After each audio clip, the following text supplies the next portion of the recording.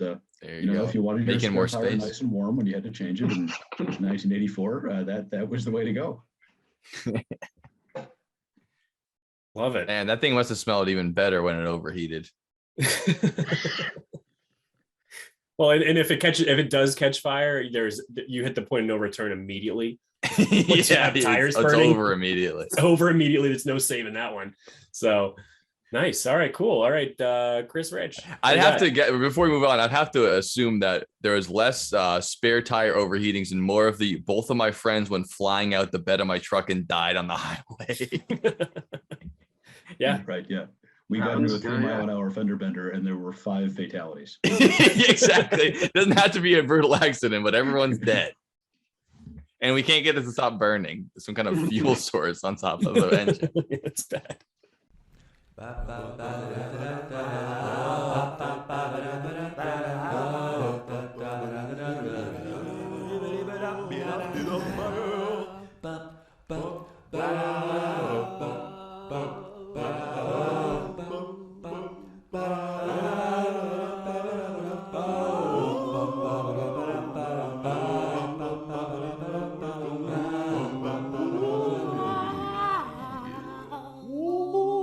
All right, welcome to the Dylan and Joe Basement Podcast, episode 51. Right? Nice. Way to stumble through the very first thing you said. 51, I think. 51. We're your hosts, Dylan, and that's Joe. Hi, everybody. And we've got a special group of people today. They're called really the do. Women's Team. So everybody, just introduce yourself and tell us what your first car was. Great idea, Dylan. Awesome. I'm Kevin Waters, and my first car was a 1994 Oldsmobile Cutlass Sierra. Beautiful car. Mm-hmm. Wow, there we go. I'm Chris Rich. My first car was a 96 Volkswagen GTI. Hey, there we go. All right. My name is Chris Hatch, and my first car was a 2005 BMW 330 Ci. Very sweet. I remember it. And hey, Joe, what do you got? I'm Joe Collins. My first car was a 1987 Chevy Camaro. Nice. It was a 2006 Dodge Grand Caravan with analog windows. You had to roll them down. That's awesome. But it had stow and go seating. So as soon as you think it's not fancy, it is. You can fit a bed back there. Don't ask me how I know that. Hey, stow and go was a cool feature. The 06 was great. Nice job, Joe. Thank you. So, Dylan, what was your first car? It depends on who you ask, or if The black one. The black one. No, nope. Yep. It wasn't. Yep. My first car was a 1985 Chevy C10 I got for free from my cousin who got it from some guy who was going to jail. And I never had it. I never had it. When I turned 16, I was too embarrassed to have it. So I sold it for $300, which I regret. But that was actually my first car. And then the actual car that I drove was a 1996 BMW 3 TNTI, and that was black. That tracks. So that tracks for your non-embarrassing first car. Leave it to you to also be like, it's my first car, but I have to have a fucking sick, cool one. I can't just have a regular teenager car. If it helps. Your car was great. When I bought it, I thought it was front wheel drive. So just to tell you where I was at that time, I had to ask. I didn't know. I just said, hey, everything else sold in the United States that's that shape is front wheel drive. So yeah, it naturally makes sense. So yeah, that's where I was at. So all right. Well, if anybody here is planning on running for president, just listening to this podcast sets you back a little bit. Now you guys are on it, so buckle up. So we're gonna do. Yeah, we don't have to use your full name, but in the future, when they have facial recognition software for YouTube videos, you're fucked. So you might want to just get dump out of this right now. But it's the Dylan Joe Basement Podcast, episode 51. Let's fucking do it. It's called Top 6 Cars. Let's fucking go. In my car, like the safest of all, like lock out my doors, and it's the only way to live in cars. Let's go. So Dylan, Joe? will you start just for my tracking of this whole thing? My thing's set up where I can go across the board here. It goes Dylan, Joe, Kevin, Chris, and Chris Hatch. So I think, Dylan, you should start, and then it'll be easier to track what we're doing here. No, don't absolutely. mind. That's exactly how mine goes to up top there, which is great. Beautiful. So, so out of my number 6 best cars of all time, my pick for number 6 is the 1935 Graham house car with the snow package. And for those of you who don't know what this is, most people don't. It has the nickname the Dodo Bird because it's so rare. They only built like under 50 of them. There was one for sale in New York forever. And now they're all extinct. Nope, this one exists. So the original guy who bought it for he wanted to buy something that he could drive with his wife and go camping in, and realized it was a huge mistake type of car. But it is literally the car that you drew when you were a kid, when you drove your family on driving around cars in. Yeah. It has the snow package. It has it's the iconic shape, and you can live in it. So I had to, for number 6, throw in a car that can plow, can tow, and you can live in it. 1935 Graham house car. Joe will pull up. Purpose. Joe's got pictures of these cars right here in Yeah. space as we go. I mean, you guys might be able to better track in your mind what these cars look like, but the viewers of the podcast will see them as we're talking. We're looking at it right now. That's the Dodo itself. And I mean, just even those aspects of it that you just said, I mean, goddamn, it's going to be hard to fight against that. It's got it all. Yeah.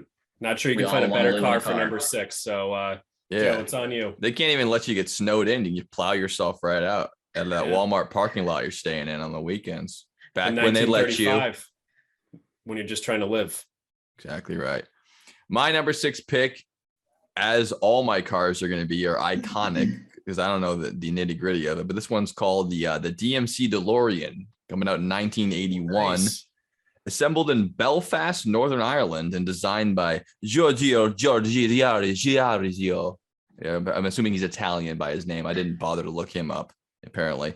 But I know the company was founded by John DeLorean because I watched a whole documentary about him, starring, strangely, Alec Baldwin. Anything about him in the news recently? I haven't heard from him in a while. It's been a couple months. Yeah. The guy worked for GM for years, and they called him a genius at working there. And they let him design his own car and start his own company, and it completely tanked commercially. But that's not the end of the story, obviously, because you hit that thing at 88 miles per hour and you get a couple of gigawatts going, and you're going back to the future in Hill Valley. Of course, it's the Back to the Future car. It's cool as hell. And I can only imagine, also didn't look it up, that the price of those things is skyrocketing in the past 20, 30 years because of the fact that they get more and more rare. And a lot of people didn't buy them or take care of them at the time. So every time you find one of those bad boys with a Gullwing door, you think you're going to jump in there with Doc. And it's just cool as hell. You know, if you saw one of those on the street now, you'd turn your head and you'd whistle. I don't care who you are. So without saying too much, that's my number 6 pick, the DeLorean. You forgot to mention it has one feature that most, if not all, cars don't have, is that it's. I might have not forgotten. I might have not known. It's a stainless steel body, so it doesn't rust. Oh yeah, so so it's good. It's antimicrobial. You can just wipe it down at the end of the shift, and then you're good to go. The same stuff you use to polish your kitchen, refrigerator, you can use to clean your car. Pretty sweet. Perfect. That's my number 6 pick, which will bring us to Kevin's pick. You know, I'm going to bring up a really rare vehicle in this kind of one. Talking about the 1984 to 2001 Jeep Cherokee. Okay. Ooh, this is a quintessential Cherokee vehicle. Okay. Everybody knows somebody who had one of these, and we all have the same feelings toward it. You can't kill this car. It's unkillable. They're starting to get a little pricey these days because finding a clean one that's not totally rusted out is challenging. But these cars are like unkillable. I think everyone needs one of these in their fleet, especially heading to the winter months, New England region. Perfect car. Yeah. If I'm not mistaken, I might be many times this podcast, if you to correct me, but isn't that considered one of the first sport utility vehicles, the Jeep Cherokee? You know, honestly, I'm not a connoisseur of Jeeps, but yeah, I think it might be. Yeah, that's what I know about it. Besides this awesome name, Native American name. You have the Apache, the Chinook, and then the Cherokee, which is 1980 whatever Jeep. Yeah, and I think it's good for 14 miles a gallon out of a 3-liter inline 6, right? 4-liter, yes. It's 4-liter. Okay, yes, yeah. absolutely. With up to Pardon me. 190 horsepower out of this enormous amount of displacement. You know? That's what I'm talking about. Solid pick. I feel like that could have easily been a number 3. Yeah. We're getting tight. Well, he came to play apparently. Yeah, coming in hard. Respect. All right, Chris. Do you cede the floor to CWR? I'll take that as a yes. Go ahead there, Chris. So, Joe, I don't know if you want to share the photo that I sent you earlier. Oh boy, this one hold on, might let me need a pull it out. visual It's on my my So messenger here. even in this group, this is an oddball one. So, Yeah. if you're going to have a bunch of weird cars that break all the time or that you compete in events with, you need something to haul them there. And, when you're looking for a hauler, typically you want something with a lot of power, ideally a lot of comfort, reliability, wide parts availability. So if you do have a problem on the road, you're good to go. It also is going to need a low loading height, so you can easily get cars on and off of it. Very nice. Just to pause you really quick, Dylan, you have to enable sharing because this one, I do agree. I'm not going to be able to, we can't just conjure this in our heads. He's going to have to show it right now.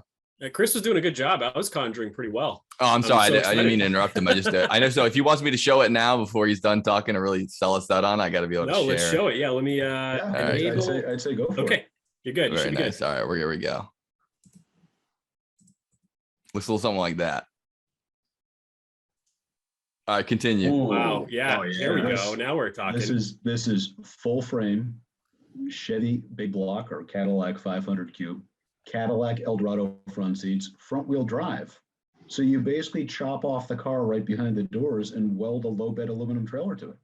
So now you have the world's most It's all one comfortable, big piece. block powered, reliable car hauler, and you don't have to find a spot to park a trailer. Well played. Well played. And Wow. is the Noble included with this purchase? It might be, although that might destroy the reliability part of the equation. That absolutely. Yeah. No, I'm feeling this big time, Chris. This was Beautiful. a real solid number 6. And I think there's not a person here who couldn't use that vehicle, even Joe. Oh man, are you kidding me?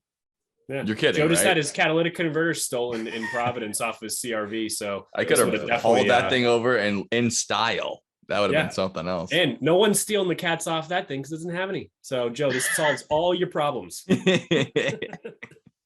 Out of curiosity, Joe, how many catalytic converters do you have on that car? Right now I have 3 just for double redundancy, but it's costing me an arm and a leg. So it's really not fucking worth it. Yeah, those things have gone up in price pretty significantly. Lots of rare earth materials in there. Yeah, I wonder if there's a correlation there, but I'm no expert. So what was the name of that one, CWR? The Eldorado car hauler, Hell yeah, Eldorado car. known far and wide amongst enthusiast car circles as the ultimate vehicle. It is. Yeah. Powerful for number 6 too. You really came to play much like Kevin did, which brings us on to Chris Hatch for our number 6 pick. All right. So unfortunately, my number 6 pick, my original, I found out today Kevin had stolen. So Oof. I have to do a little audible here. That was number 6 on That's your part of list? the game. Yes, it was. I'm sorry to disappoint you. So, I've decided that the number 6 pick for me is going to be the C8 Corvette. And the reason why is because they took a iconic automobile that had always been a rear-wheel drive, front-engined, classic muscle car, American, and they said, yeah, we're making it mid-engine. And honestly, I think it worked phenomenally. The car looks great. The price to performance ratio is very impressive.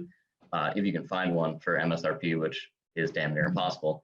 But I think that they really took it from, like a older gentleman's vehicle and catered towards, a newer generation. And I really think that's what's at this point keeping the Corvette alive, because had that not happened, it may have just faded into obscurity at this point. Yeah, now only young people buy Corvettes. You'd be Hey, surprised, Joe. There's Is it still not a guy the at quintessential all-time lows. midlife crisis car, rivaled only by the Ford Mustang? I mean, I think the Corvette beats it for midlife crisis car. Oh, for sure. Right? Oh, absolutely. But It's gotta I be number. If we're guarantee doing a you that midlife crisis car list, it's number 1 with a bullet easily. the second, has the Z06 come out yet, Chris Hatch? No. I was Very just going to soon, ask you though. that. I'm glad you asked him. Thanks. Yeah, I was thinking of you, Joe. Yeah, so thank you. Thank you. I guarantee you that when the Z06 does come out, there will be a old timer going through his JC Whitney catalog, getting the first set of chrome wheels he can possibly get on that Z06 and going 55 down the highway within days of that thing being released. So we joke that they are still buying them. I promise, the boomers. AC Whitney, man, name drop right there. Wow. Yeah. Well, they also made it very Ferrari-esque. So, every guy that's driving that thing, in their head, this is a Ferrari, maybe a 360 or a 430. Doesn't have the badge, but it's almost there. Very Ferrari-esque, you're right. Might as well be. The Z06, basically, they stole the 430 motor. So there we go for a solid number 6 pick from Chris Hatch. So we are at voting time. Unless you guys want my friend here, DJ BP, made of an exhaust, to throw in his vote, and his vote did come from a certain group text, and it's part of a long list of 6 votes, and it's the Chevy Trailblazer. The Trailblazer. Yes, it is the Trailblazer. That's very nice, and I do love that he contributes. Are we adding a 6th person to this list that we're gonna have to contribute? Well, I want you to take the wink on. I think that this was too funny of a comment from Chris Rich here to not pull in as another control to just go down the list of different types of Chevy Trailblazers. Oh, it needs to be in this podcast. You cannot for the good of the show, 6. you have to do it. You can't listen to me. All I'm thinking of is the extra 45 minutes of editing I have to do to put in all the Chevy Trailblazers for the fucking robot. You got to just let it in. It's going to happen. It's for the good of the pod. Our robot here, who put in his time, has a list of almost identical models. No one's going to get it until we get through this, but it starts with Chevy Trailblazer, and that's his pick for a top. And can you say it one more time just so I know what the picture to find? Chevy Trailblazer, just throw one in there. Oh, so we'll just do that the same one 6 times, because I thought it was nope. Just stick with us, Joe. It'll make sense. It will make sense. Understood. Promise. Yep. Not a lot of explanation needed. Once we get through this, you will understand. Sounds good. And at that, let's start the voting. Dylan, you get to vote first. All right. Want me to recap it for you? We have. You want to read this off again? Yep. We have the Dodo. We have the DeLorean, the Jeep Grand Cherokee, the Eldorado car hauler. That's difficult to say. And the CA Corvette, if I didn't mistake that. All right. I choose Eldorado car hauler for number 6. Best number 6 car in the entire world. I also choose the Eldorado. I didn't know it was your turn to vote. That was my mistake. You got sunglasses on. No one can see what you're looking at, man. I also choose car hauler. It's going to be a sweep. Go ahead, CWR. I'm sorry. I'm just talking shit. No problem. I think Chris's point on the C8 is real well warranted. I think that's a really significant car. There are probably a few more of those out there. So that's your vote. Yeah. All right, Chris Hatch for the final honestly, vote. I think I'm going to go for the DeLorean. And the reason why is that everybody knows what that car is, right? Like, I should have voted for it. Could have had a tie.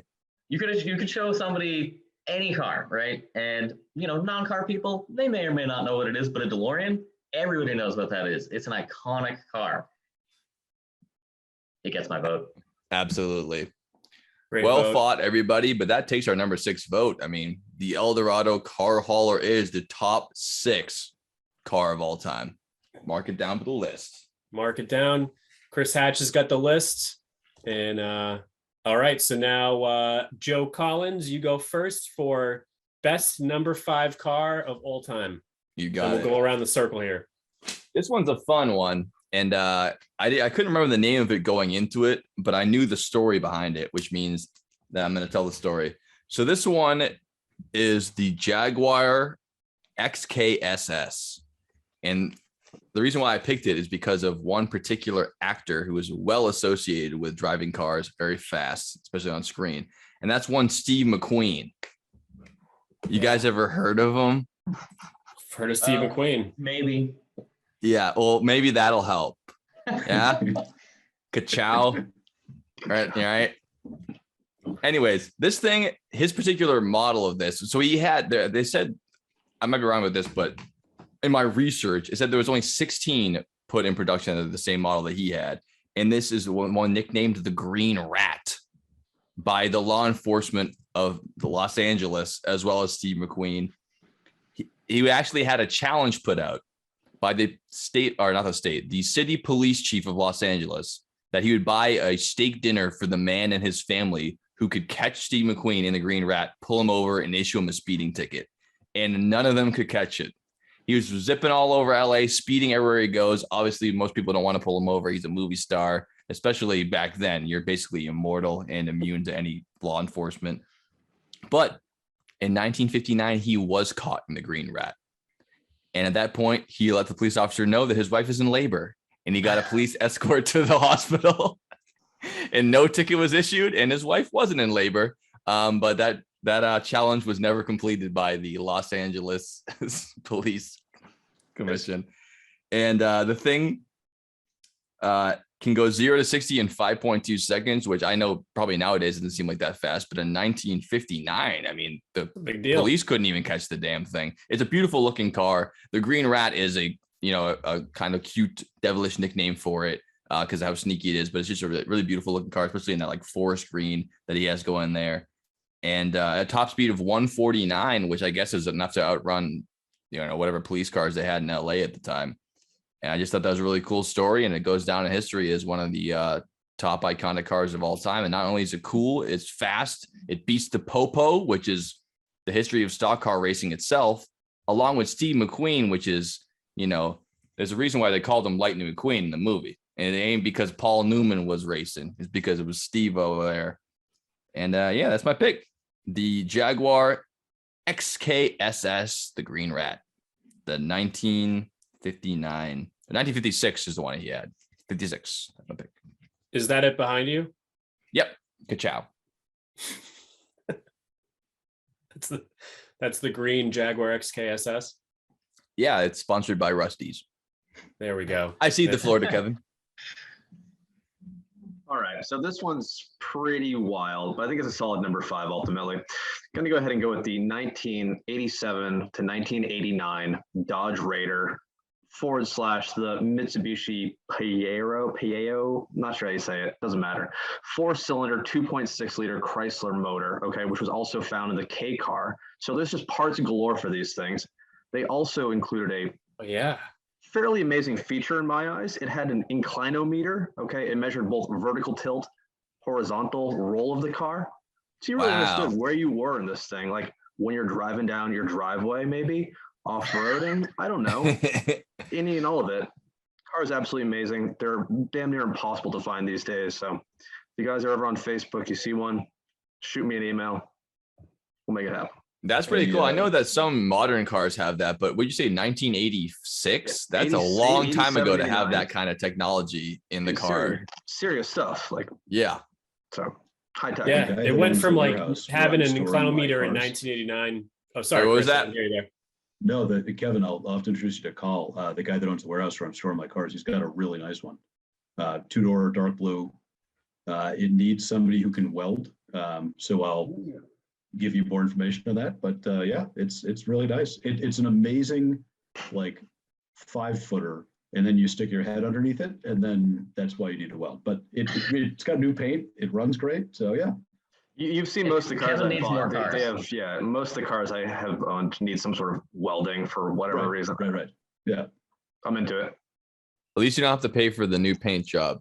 Dylan, what were you going to say? I was going to say they skipped like 30 years from 1987, or you said they stopped making these in 94.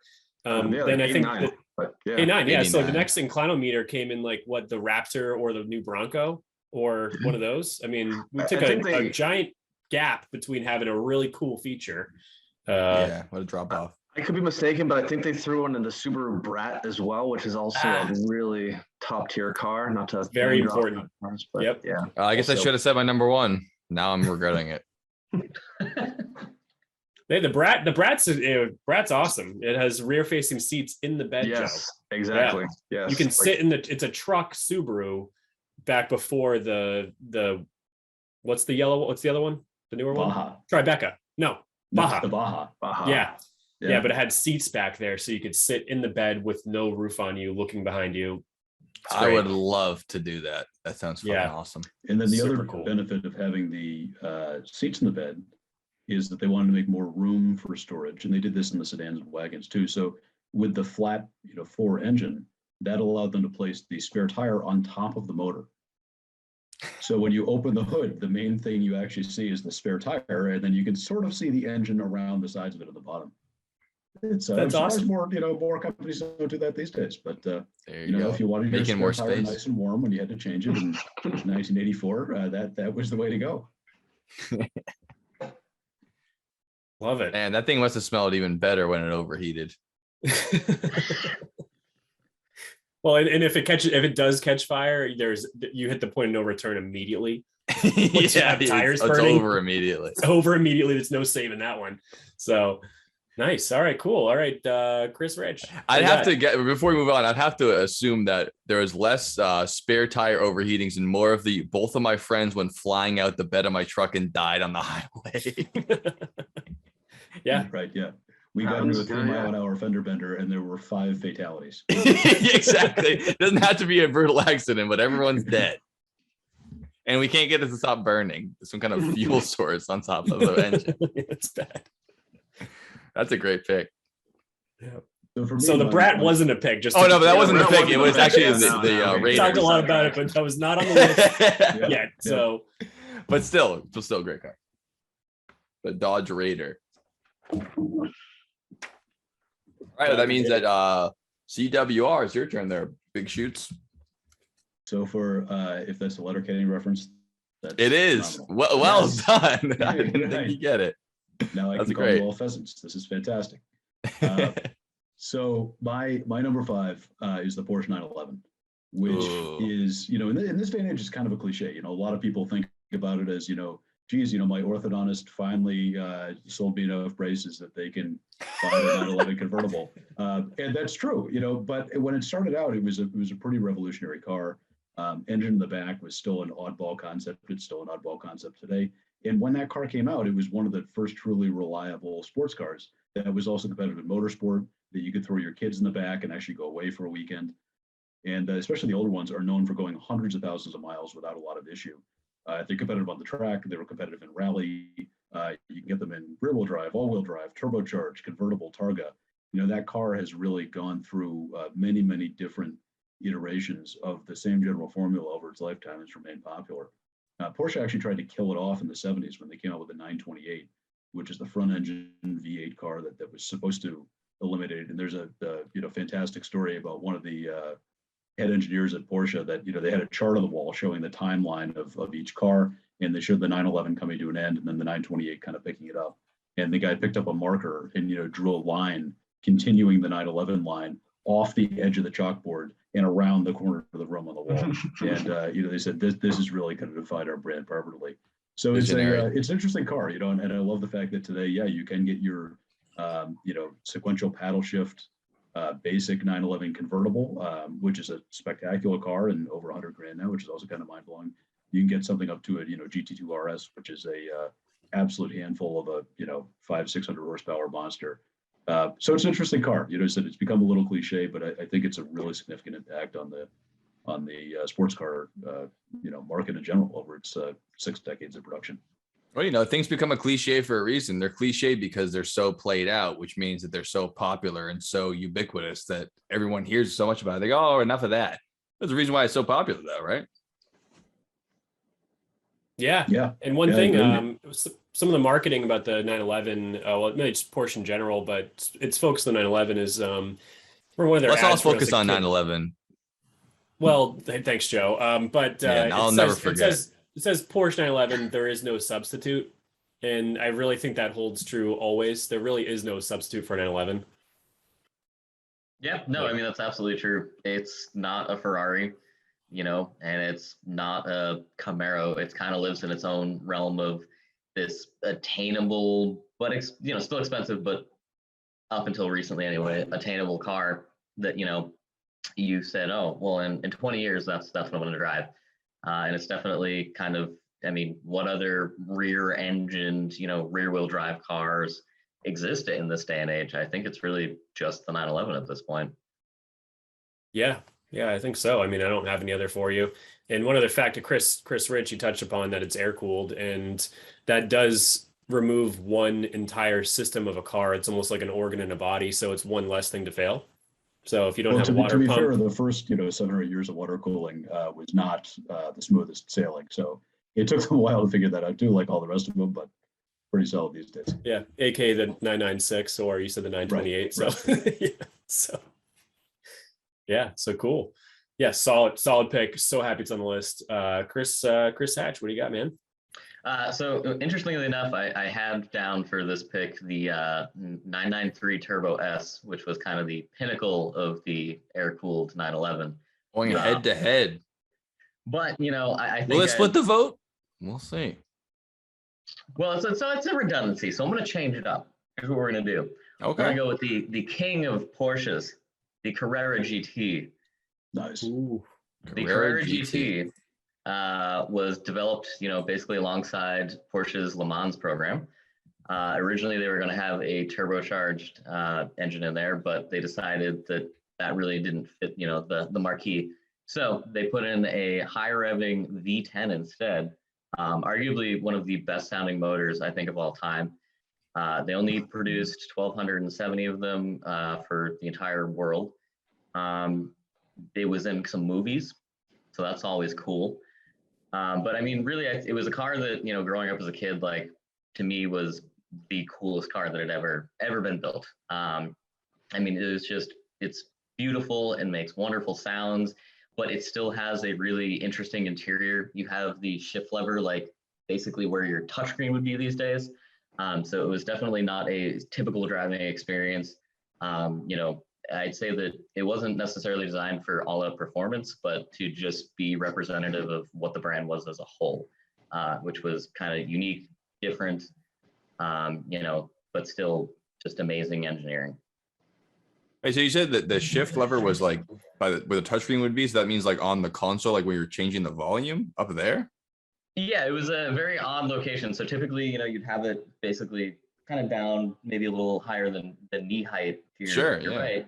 But they stuck it like effectively where like maybe your radio controls would be, right? Yeah, so you're changing the radio, but the knobs you're turning are actually actively deciding how you're driving. That's pretty wild.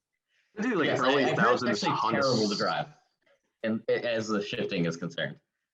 The early thousands Honda Civic hatchback SI had like a silly shifter in that little spot too. So it's weird. I wonder if Porsche stole it from Honda. Yeah. Gotta be, right? Kinda shady, guys. Put it on the list. Good shit. Well, that brings us to Dylan. Brings us to me. All right, so get ready, guys. So I'm choosing the for my top 5 best car of all time is the 1987 to 1994 Grumman Llv, meaning long life vehicle. So also this is a car that no one knows the name of, that you see every day, all day. One of every 100 cars on the road that you're looking at, probably on your way to work, is probably a mail truck. So this is the U.S. Postal Office mail truck, which has the Iron Duke 4-cylinder. And they have been the newest mail truck that you're seeing right now until the new generation of them comes out is a 1994. And it's very cool. So a fun fact about the mail trucks: on the front and the back, on top of the windshield, you see a whole list of numbers, which is the serial, basically like the serial number for the post office and the government. And the last digit of that number is the model year. So for example, if it's like 256584, it's a 1994, because they only made them from 87 to 94. So there's no duplicate numbers. Very fun fact. So as most public service vehicles, they end up getting a ton of miles on them, in the hundreds of thousands. They're fleet vehicles that are well maintained, and this one has proven the longevity game, which is super important. So if parts are abundant, I think it uses that LLV, right? They've proven the LLV. Its name is the Grumman Long Life Vehicle. So exactly. And imagine getting that contract. Do you guys mind building every single mail carrying vehicle in the entire United States, if you don't mind?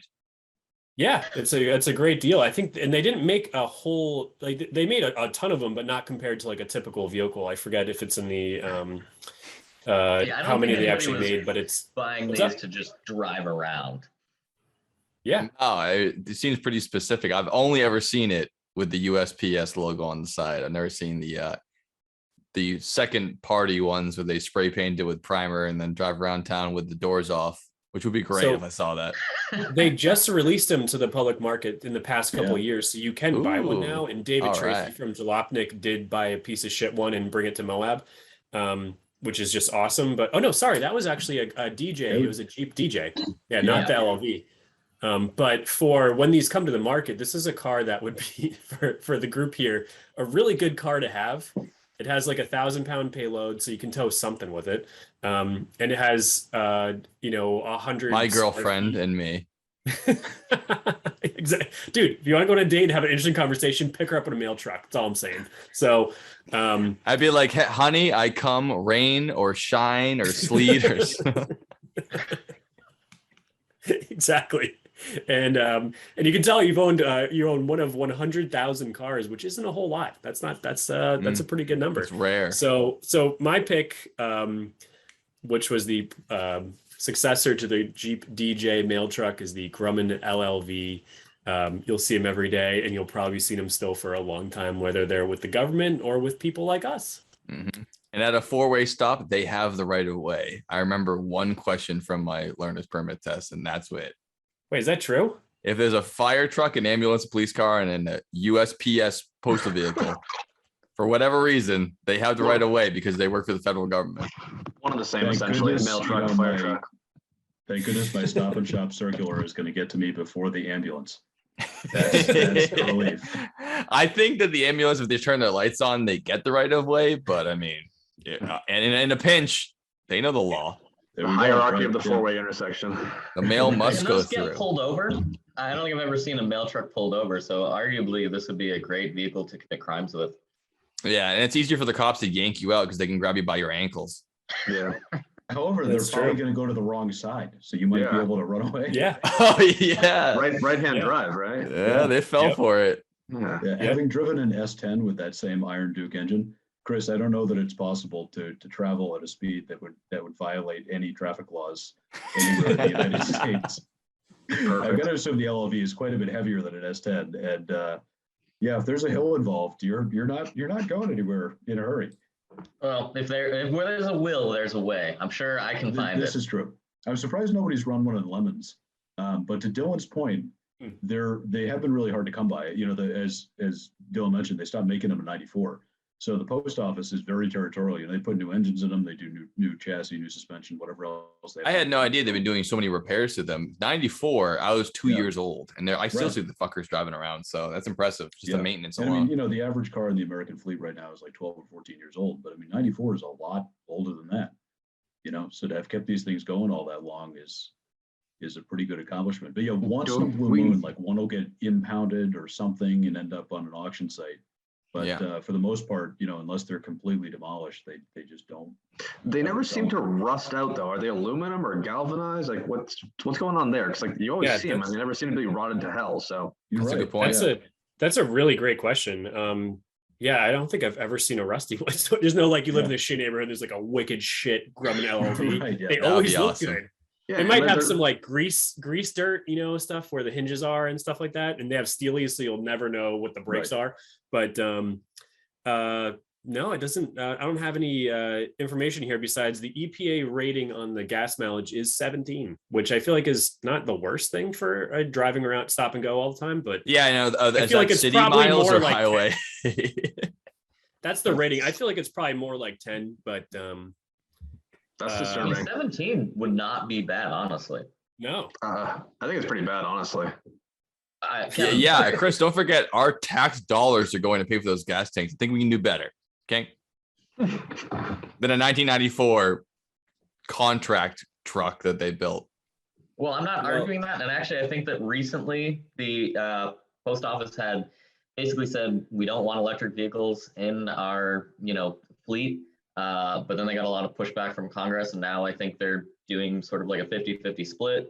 Now, I mean, realistically, this is a government contract, so it'll probably be a decade before anything ever materializes. Good point. Yeah. But to satisfy your tax dollars, someone somewhere is trying to make them more fuel efficient. So maybe we'll get to 19. Don't you feel like they're not really in a position to be demanding anything, considering they're about to be shuttered 5 years ago? They're like, we're gonna do it our way. It's like, your way is really not great. We appreciate you. You're around. You're a service. You're not a company, but you've been hemorrhaging money since they invented the computer. So let's try to work on saving money, not putting your foot down on wanting to have internal combustion engines for the next 10 and on years. that note, besides the EVs, go on, Chris. Permanently though, because they, you know, I find that they're consistently cheaper than FedEx or UPS, and for small, if you're a business and you got a business account, you're shipping high volume, especially larger packages. Whole different game. But for me, sending stuff to friends, relatives, selling the occasional thing on eBay or Facebook or whatever else, post office is cheaper than anything else out there. Yeah. Oh, yeah. If you're sending a love letter to your grandma, don't go UPS, go USPS. Right. Exactly. Fly like an eagle. Yeah. Yeah, to be fair, I mean, it's not the biggest waste of tax dollars compared to other entities. So it could be worse. At least we get something out of it. Right. True. It does serve us. It's not. Yeah, and on that note, if you want to submit some sort of request to propose an EV for the replacement for the LLV, make sure you mail it in, because that's the only way they'll take it. So on that note, they have no email address. They have no email address. It's a hard stance against email. Yep. So on that note, Chris Hatch, you want to read off the list for top best cars for number 5? I've been failing at keeping a running list of each. Don't worry, I got it. Appreciate it. I have the overall winners. Oh, can you keep the overall and I'll keep the okay, got it. Yep, perfect. Sorry, I thought that's what we were doing. No, that's how we'll do it. So we have the Dodge Raider, the Porsche 911, the Jaguar Xkss, the Green Rat, the Porsche Carrera GT, and the Grumman Llv, aka the USPS mail truck. We'll start the voting with me. Let's do it. And as much as you sold me on that mail truck, I'm not going to lean over just for all the funniest cars in the list, okay? This isn't a joke to me. This is a fucking list that it's sealed for all of time. I mean, dog is the top #1 mammal for all of time now, not because it's a goofy podcast. It's because this is the end all be all of the list. Therefore, I will continue my vote for the Jaguar, the Green Rat. If we're in America, Jaguar. If we're in Britain, Jaguar. The Green Rat. It's my vote. Thank you. On to Kevin, please. I'm going to throw this one Dylan's way. That Grumman, man, that's a solid choice. And it's definitely going to be added to my Facebook Marketplace searches. So Here we go. We need one in the Lemons family. First one to get one gets I don't know, something cool. I would put all my money on that. In Lemons. You see that thing flying around the track? Oh my. I just wanted to go get a cup of coffee and just like a nice Sunday. That would be more appropriate. I also bet you could park that thing on the curb at Logan and go on vacation for a week, and it'd still be right where you left it when you came back. Idling, still running. Like no one's gonna touch it. You will never get a citation. You're like, yeah. No need to register it. Just drive around. It just has a number on the back of it, right? Go to a car show. Everybody's gonna be your friend. Yeah. Like I said, this is the perfect car for committing crimes.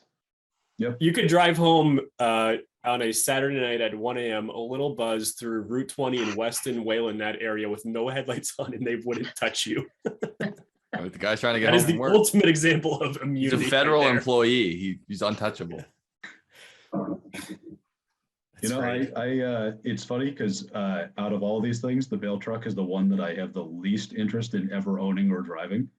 But I think it's the most significant out of that thing. I mean, it's probably the one that's covered by far the most mileage and time in our society. So I got to give it to you. That's a good choice. Thanks. I feel like you kind of already own a mail truck, Chris. Like you have a Volkswagen thing, and that's essentially like a Grumman mail truck. So you don't need one. You already... the thing has far fewer creature comforts and is much slower. Creature that thing has less creature comforts, but well, it's not waterproof. So that's that was an option for that year. Got it. Right. Chris Hatch, your vote. Honestly, I think I gotta go with the Porsche 911. As a whole, I think it's had probably the biggest impact on the car community in general, out of arguably any single series of car. Do you think this had a bigger impact in the car community than the mail truck? And you're willing to stand by that on live television? Yes, I would say that as a generalization, the car community, so to speak, would be more interested in owning a 911 than a mail truck. But who knows? I could be wrong.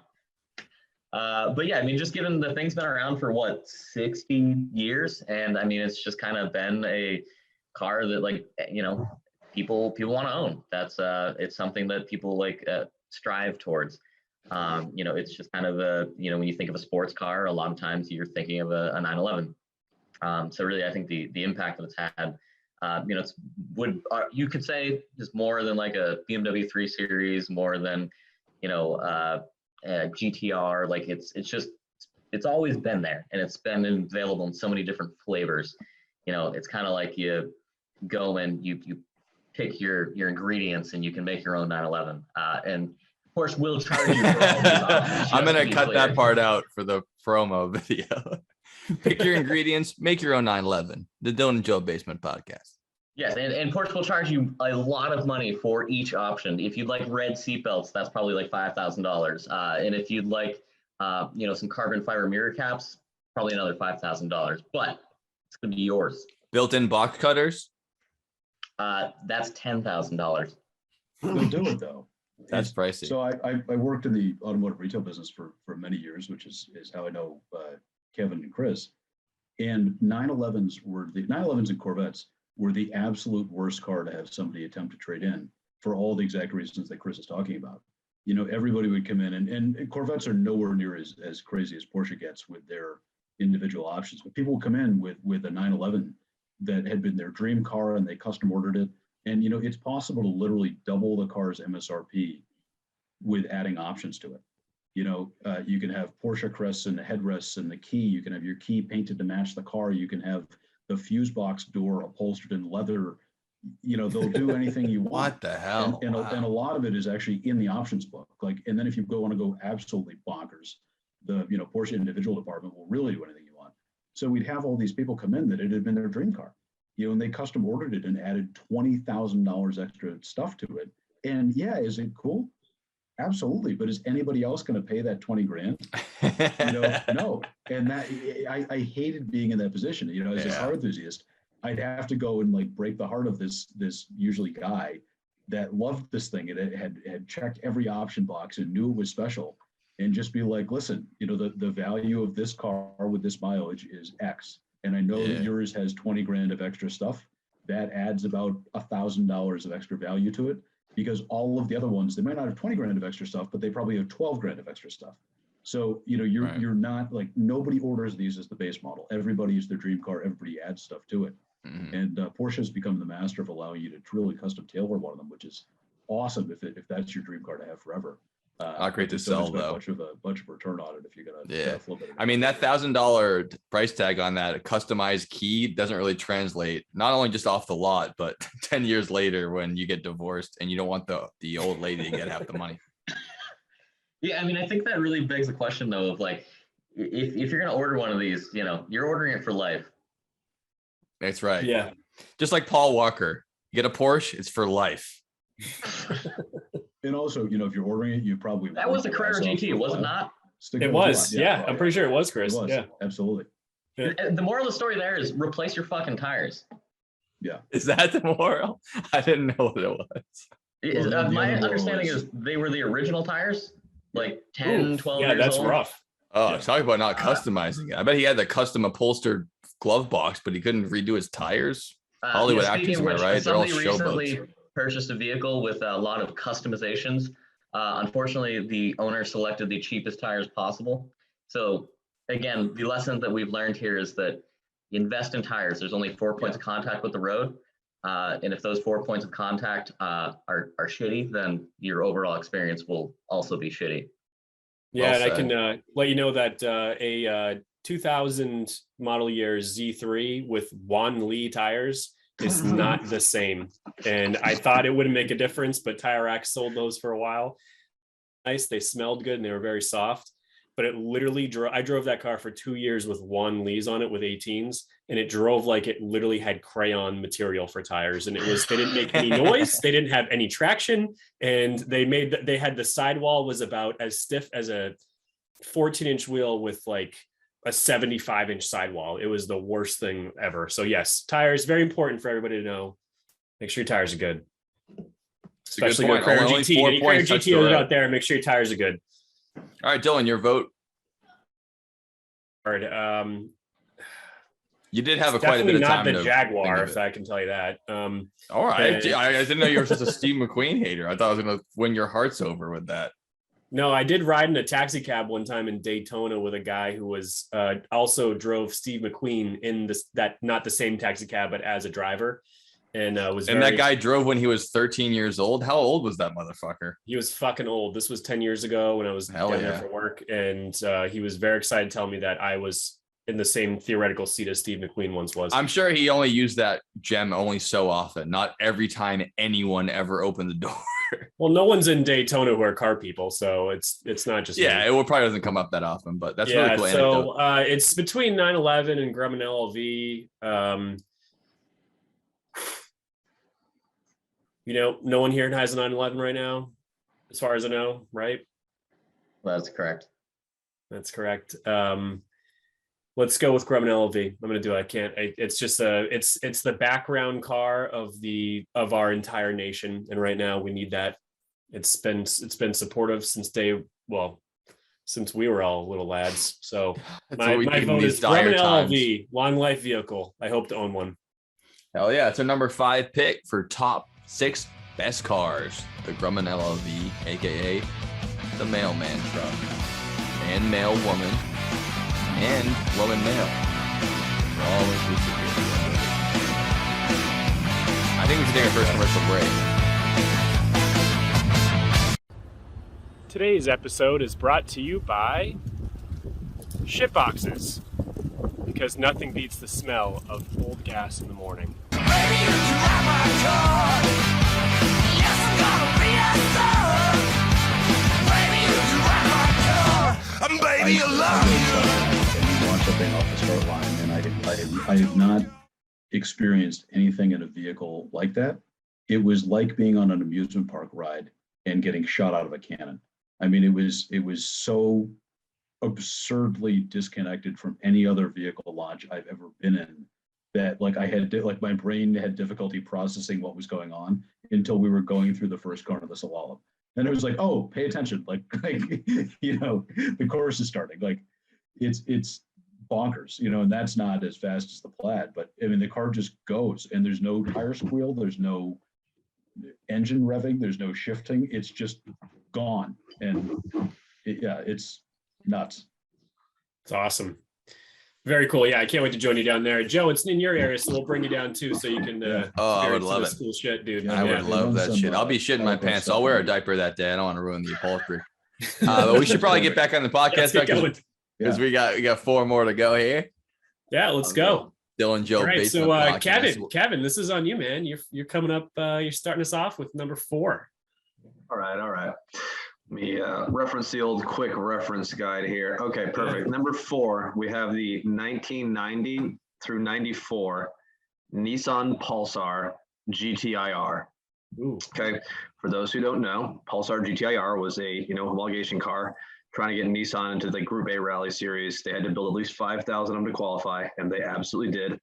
Built, I think, a little over 10,000 of them during the production range. Has the all-wheel drive system pulled out of the R32 Skyline, for those who didn't know. So it's got a really sophisticated all-wheel drive system, factory turbocharged all-wheel drive, fancy little top-mount intercooler, individual throttle bodies, made all the right sounds, made all the right moves. Beyond all that greatness, this car also had a factory optioned umbrella holder in the driver's side door jamb. I love the details. Right. So normally you didn't see that shit unless the car was a Rolls Royce. It didn't have an umbrella in the door jamb. This thing did. So solid number 4. Number 4. And that's the only I'm taking a look at it. It looks like it sounds like a souped up 2008 Honda Civic with a muffler cut off, but I'm assuming it didn't sound like that. Can you describe the sound to us? No, you're dead on, honestly. It was very Oh, much okay. so Honda Civic exhaust cut off. Like, it had a factory turbo on it, so it wasn't super, super loud. They kind of calmed things down a little bit, but the car was an absolute beast. Unfortunately, they never made it to the States. They were like a Japanese market car only.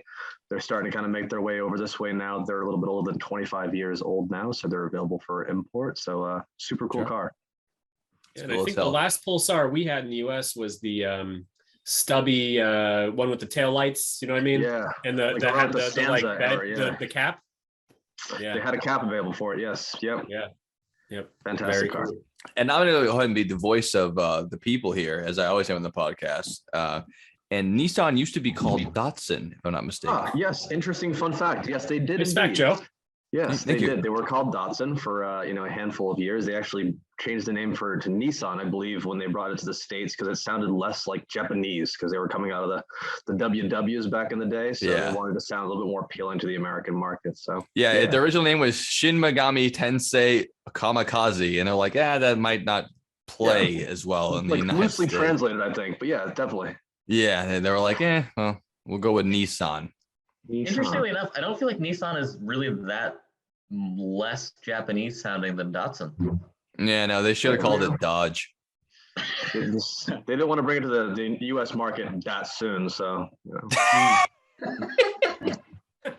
And you have 2 Datsuns, don't you, Mr. Waters? I do indeed, yes. I'm an avid Datsun hoarder. I have a 73 240Z, and I also have a 68 Datsun Roadster. So yes, make terrible financial decisions left and right.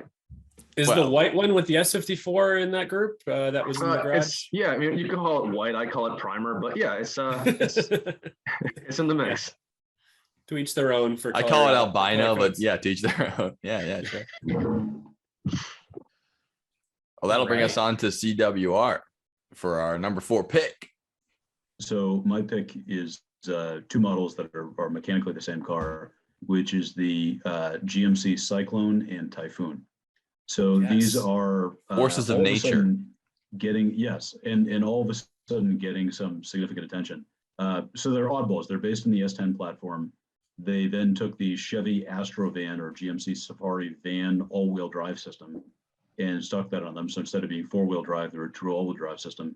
Took the 4.3 liter V6, which is literally just 6/8 of the Corvette V8 from those years. So it's a push rod, bulletproof, relatively large displacement V6. Turbocharged it, and then stuck it in this compact truck platform. So back in that day, they were moderately priced. They were shockingly fast, 4.30 to 60 in the early 90s, which is faster than the Corvette, that was 10 years newer than it. And they're oddball trucks. You get into them and they're a janky early 90s Chevy truck. They're shockingly quick. You can turn up the boost. You can do a lot with them. And the values of them have really started rising recently. People have discovered that they are reliable, kind of desirable, collectible vehicles. A lot of them got used up, driven year round and rusted out like all the other domestic products at that time. But they're finally sort of getting their era. And, that was one of the first performance SUVs out there. We look at the capability of a lot of the cars that are popular in the market today, your Cayenne turbos, your X6 and X5Ms, even the spiced up versions of the regular SUVs out there that are really popular, your Grand Cherokee, Trackhawks, your X3M, kind of rough around the edges, Typhoon and Cyclone were kind of the beginning of that whole thing. And for their time in the early 90s, they were shockingly fast. So oddball choice, but that's what I'm going with for number 4. I'm going to have to, as the arbiter, as it's still into this list, I'm going to have you nailed down. Is it the Cyclone or the Typhoon? You got to nail it down. Cyclone, final answer. Great fucking pick. Sounds awesome. Put a sports car engine in an SUV and let's get moving. Well, even better. Hey, Joe, just so you know, the neighborhood that you grew up in Hudson, there was a Typhoon sitting like a perpendicular street from you for, I think it's still there. So it's been there for 30 years sitting in someone's yard, and it's actually real. And last time I drove by there, it was still there. So you have seen one, I promise. Typhoon is the Blazer, Typhoon's the Blazer. The Cyclone's the truck. The Cyclone is the pickup truck. Okay, yeah. So we're going with Cyclone. Yeah, gotcha. Yeah, sick. Because they're marginally faster, being slightly lighter weight. I would have guessed the opposite. You would have guessed wrong, and you get to pick. But the other one, you can carry 4 people. So, there's a balance. Fair enough. All And is right. there no truck bed back facing seats in that particular vehicle? Like the Not like the Brat. But we can throw some lawn chairs in one and put you in the back. And Hey, now we're talking some Launch ratchet you out straps of it. around for safety, and we're good to go. Feel the wind through your hair and your butt as it flies through. What a world. Very nice. Chris Hatch, your number 4 pick, please. All right, so my number 4 pick, I have to go with the BMW E36 European version with the S50 B32. And the reason that I've selected this vehicle is because the BMW M3 is a fantastic vehicle in any iteration.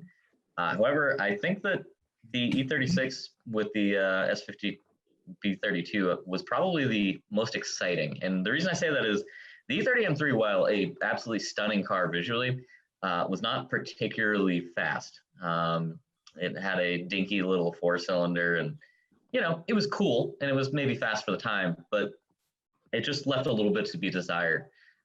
Whereas the E36, really pulled the power up. It was, I believe, about 320 horsepower back in 1995, which at the time was pretty impressive. Not quite to the to Chris Rich's pick, but still would get you out of a jam.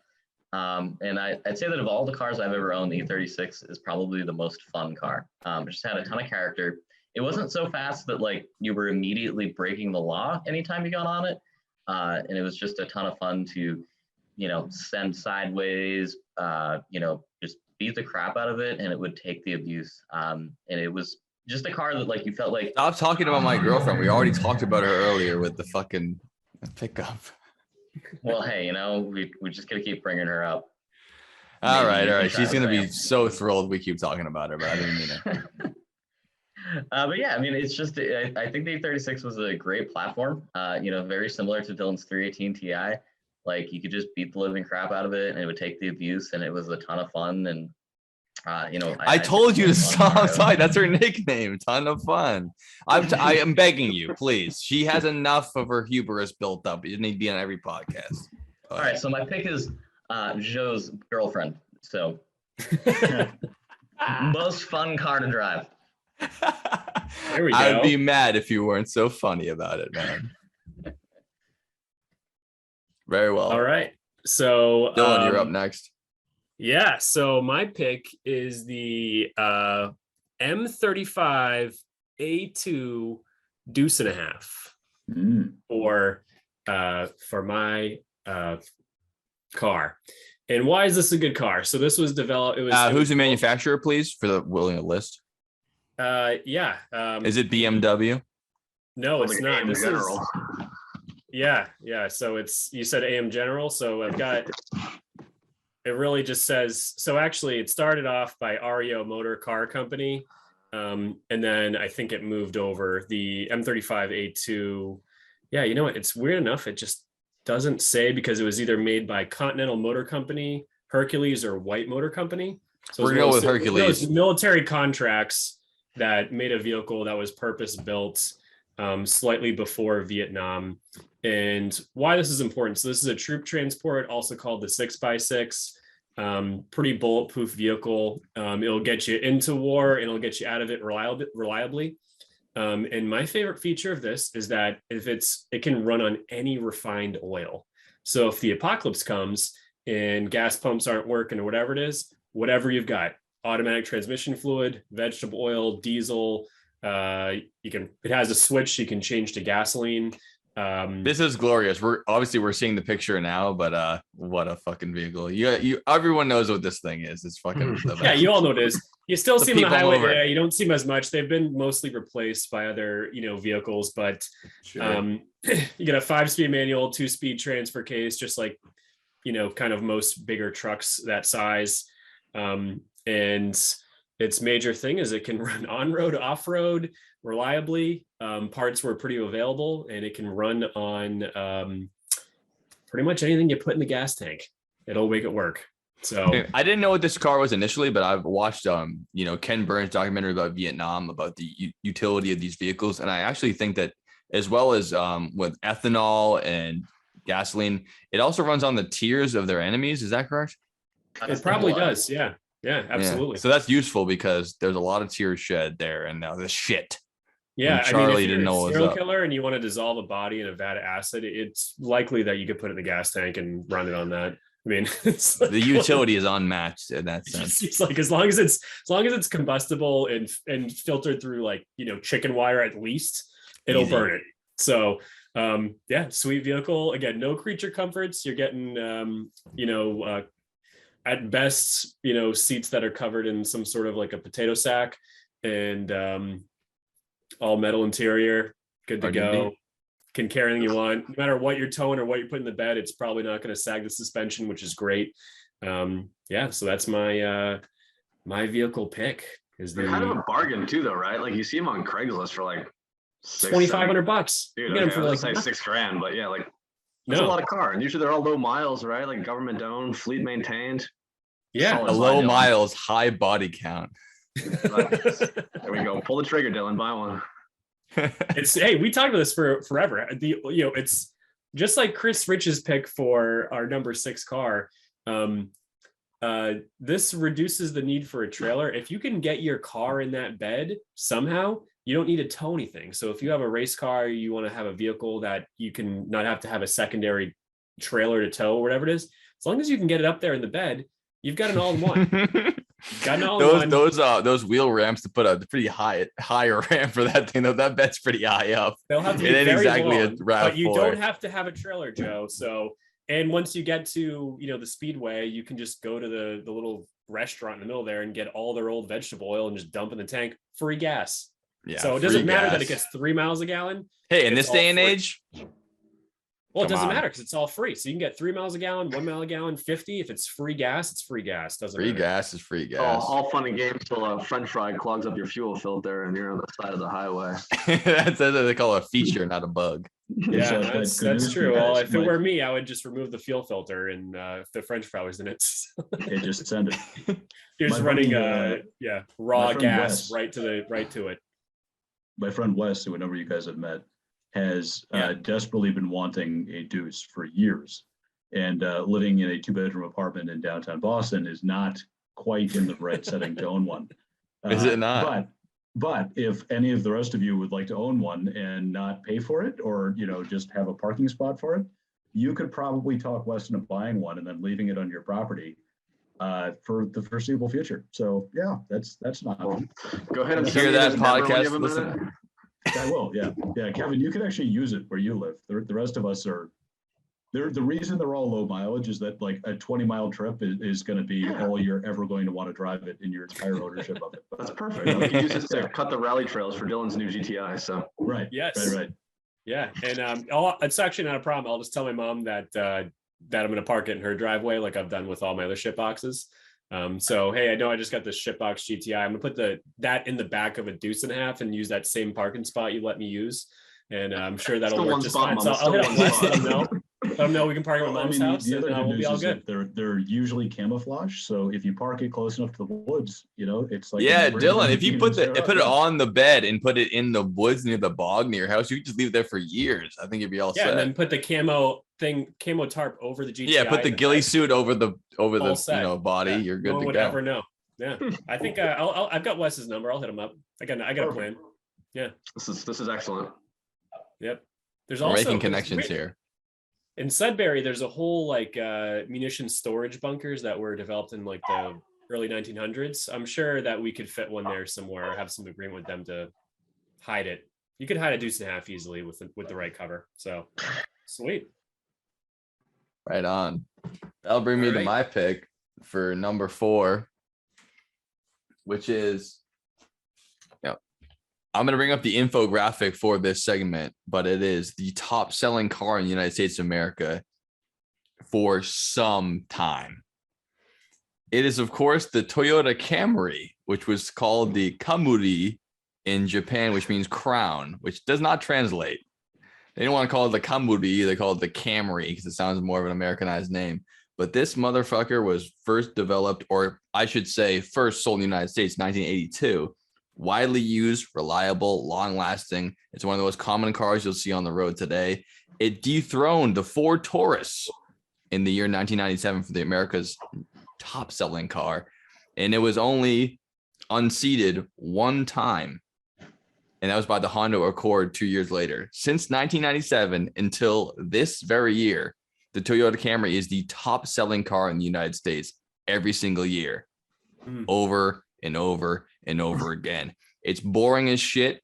It's reliable. It's long-lasting. It's fuel efficient. I mean, it's not going to sell any tickets to the midnight hour down on the weekend there, but what it is the number 4 best car of all time, the Toyota Camry. And I would imagine in 2022, it'll be the top selling car again. I mean, that's really all I got to say about the thing. It sells itself. I mean, the proof's in the pudding. It sells itself every year. Solid pick. And there's not a person in this group that cannot smell a 2001 Toyota Camry right now. Yeah. Interior. So if I had to pick a year, I'd go 2001, and I would go cloth seats, beige. Oh yeah, cloth seats. It smells like a 2001 Camry. Add McDonald's French fries, and you have got a 2001 Camry. There we go. Seats. That's it my right pick. there. And you know, I could go nice and go midnight blue. I'm gonna go silver, which is the most boring ass. It annoys me version 10. of seeing it. Silver on 10, 2001 Camry, which was a top selling car that year. I'm almost guaranteed on that. With the dent in the corner of the rear bumper that every single one of them has. Oh, that's not. I keep forgetting that's not stock. That's optional. No. I mean, they might install. Because you would think it because it comes with every single one. They You think leave, yeah, but yeah, it's not off the lot like that. But they guarantee within the first year you will. Right. Yeah, they really need to make that a dealer installed option and charge for it. They should. Yeah. They really should. We'll break it in for you. Well, it'd be helpful to be able to choose what side it's on, so you could kind of identify yours in the parking lot. Be like, no, mine has the dent slightly further to the right. Yeah, you a lefty or a righty? We're gonna dent it right now Right. for you. Save you some trouble. Anyway, that's my pick. That's all 5, if I'm not mistaken. Yeah. Before we go there, so what's the So obviously there's the Avalon, but what's like the Lexus edition of the Avalon? Like the ES 350 or something like that. I don't know. Yeah, Chris like actually knows it's this like one of the one. most coveted Yeah. cars of all time because it's just so well built. It's unbelievable. I saw one at the junkyard like in the fall, and you know it's on the finer things club of cars to own just because they're reliable and just incredibly well built and over engineered. And I'm not sure I could do it because it still smelled exactly like a Camry. Like there was no difference. Like Yeah. I can. If deal I'm not with mistaken, E36. Lexus, the parent company is Toyota, right? Lexus is the Yeah. Oh yeah. It's the same car. Yeah, just luxury nicer. version of a Mechanically Toyota. the same. Yeah, All the Lexus same is parts. expensive. It's the same thing. But like all the other flavors of cars, like E36 Crayon is something that gets me going. But the Toyota Camry smell is just reminds me of being picked up by your friend's parents and having to go to their house and do homework type of vibe. So it's just That's nostalgia points. Yeah, can't do it. And I thought the Lexus would change that, but it didn't. So All right, so that starts the voting with Kevin. Our picks are the Nissan Pulsar or just Pulse. Pulsar, very cool, an exploding star kind of thing. We have the Chevy Cyclone, the BMW E36, aka my girlfriend. We have the M35 Deuce and a Half, 35 And the- A2. A2. Thank you very much. Yeah, it's the A2. And the Toyota Camry 2001 with the beige cloth interior. Yeah, Voting I think starts it- with Kevin. Perfect, thank you. It's it's a really tough choice for me. This Toyota you're throwing out there is like it's kind of pulling me your way, but ultimately I need to go with Chris Rich and this here GMC turbocharged all-wheel drive beast. Like that's a car to have, right? And that's the car that has my vote. So Solid. That's to me. Mr. Rich. I would, for driving purity, I got to give it to Mr. Hatch. I think that car was one of the first, really bulletproof, reliable cars that offered everything. Daily usability, comfort, room for 4. It'll go 150,000 miles without much fuss, in true performance characteristics. So yeah, E36 M3 Euro version.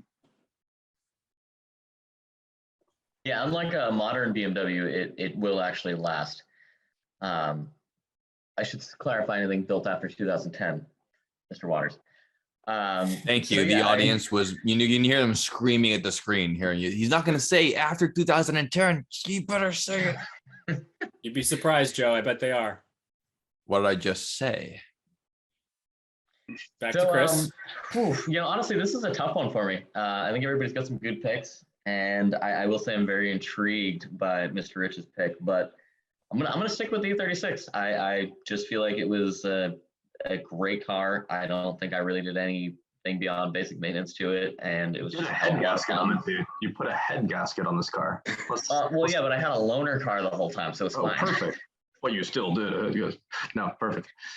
In fact, actually, this is the only time I've ever been in an accident, was in a BMW Sudbury loaner car that I was driving for 2 months while my E36 sat on lot having nothing done to it. So this really reinforces my pick that the E36 is the best car ever. Reinforce safe and sound. Dylan, you get the next vote. Oh, man, is this a hard one? This is a very tough pick. Having owned multiple E36s with every engine configuration except for the S50B32 for the most part, M42, M44, S52, M52, M16, AT&T. yeah, exactly. R2D2. So, but it's very fun. You can tell the difference just based on the sound between an S54, an S50B32, and a regular S52 or S50 at the track. No question, it sounds very unique. It has just only love that.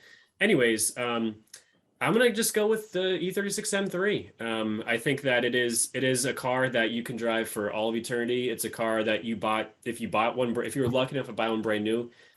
I know a lot of people who still have the ones they bought in '97. If there was one thing in this entire world that I feel like I'm an expert on, it's not any job I've ever had. It's not anything I've even been that interested in. It's that car. There's not really a nut and bolt I haven't taken off it. Interior, engine, brakes, suspension, body panels, whatever it is, that isn't that car. So I think it's a car that's super widely available. You can get parts for it. It is the most fun. Sounds incredible. E36 M3 Euro version. My pick. Only car I've ever regretted selling. That's another podcast of lists of cars we regretted selling. I got a few of them. But yeah. It's gonna be a long episode. Yeah. Regrets. General All right, regrets Joe? or just car?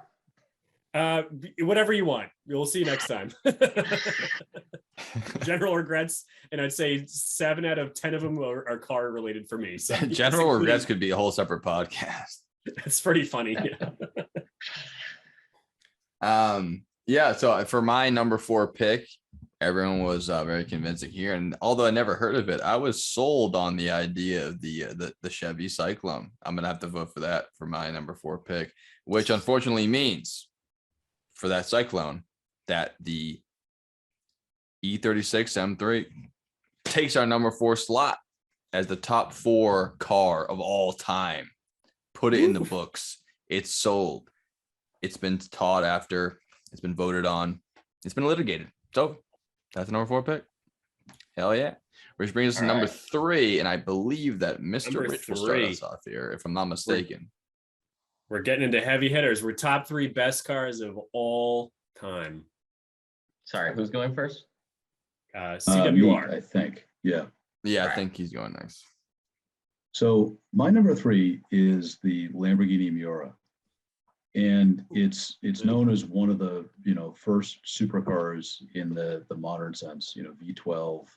A lot of people think it's one of the most beautiful cars ever designed, and it's a pretty extraordinary car. But what really sells it for me is the backstory. So Mr. Lamborghini ran a very successful tractor company in Italy, successful enough that he bought a number of Ferraris brand new, and went to talk to Mr. Ferrari with some suggestions about how he could improve the brand and some complaints he had about the clutch and fit and finish and all this type of stuff. And Ferrari basically threw him out of the office and said, I don't need any advice from a tractor mechanic. And Lamborghini said, oh yeah, okay. And, It's got one of the best fuck you stories of all time here. I don't mean to step on you. I just love the idea that the guy who's like a tractor magnate is like, hey, sports car guy, I know this. He's like, hey, fuck you. He's like, yeah, watch this. Right, exactly. And obviously, it's made even better by the Ford versus Ferrari story that, we all saw in the theaters last year or 2 years ago, whatever that was.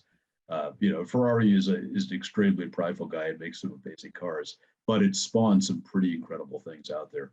And I think that the launch of Lamborghini as a brand, and then a number of years later, the launch of the Miura as the V12, the gorgeous car that it is, really put them to a new height, but also really inspired a lot of other development in the supercar territory. And I don't think that we would have gotten to the levels that we are at today in the supercar world and the pushing the level of performance and usability with exotics without that car having come out. Competition breeding innovation. Yeah, and without, quite frankly, some guy being an asshole and some other guy taking offense to it and saying, you know what, I could probably do this a little bit better. And I love that part of the story. That's fucking great. Lamborghini Miura for the number 3. I mean, top 3, like Dylan said. I mean, this is really rarefied air here. We have to be very careful what we pick here. This is the all-time list. If you flip up here, it's over. Lamborghini Miura. Do you want to put a year on it or the year they launched it? I think it was like 68 to 75-ish. So we'll go with the original run. Yeah. You got it. Mr. Hatch, what do you have to say about that? All right. Well, my pick for the number 3 best car of all time is going to be the Mercedes 300 SL Gullwing. Oof. Yeah. So this car was built from 1954 to 1957. It had a overhead camshaft straight 6 engine with direct injection, which at the time was pretty rare.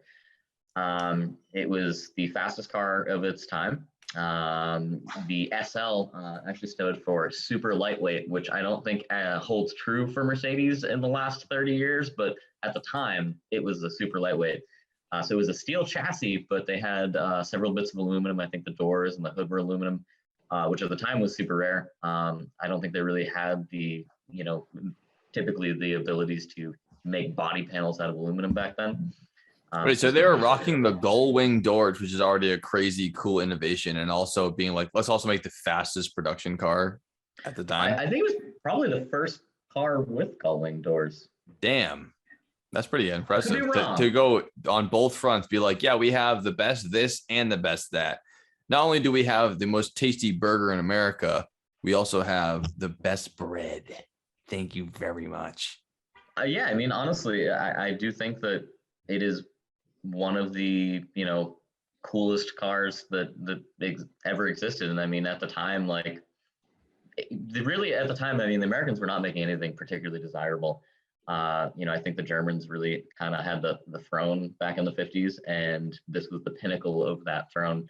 And it's crazy. I mean, these cars used to be $750,000 12 years ago, and I don't even know how much they are now, but I'm sure it's in the several millions. Less? Oh, more? Oh, okay. No, definitely not less. I don't know if you've heard, but inflation is not going in the negative direction. Ah, rats. That and Bring a Trailer is making it a lot. This is past Bring a Trailer level, but BAT is making it a lot harder for people like us to buy shitty cool cars now because the if price you want is to just sell a gone through shitty the cool roof. car, that is the place to do it. People will pay you insane money for something that is not particularly special. Yeah, or you're looking at an E30, like the E30 M3 is a bad example. You want back in the day, you get those for nothing, and then they got picked up by websites and people realize they're cool. And now the one that you were going to get for $2,000 is now $30,000. One now they're more, but Fluffed, you know how it goes. So fucking insane. yeah, it's crazy. My it's gone. Yep. Yeah, honestly, the car market has just gone absolutely nuts.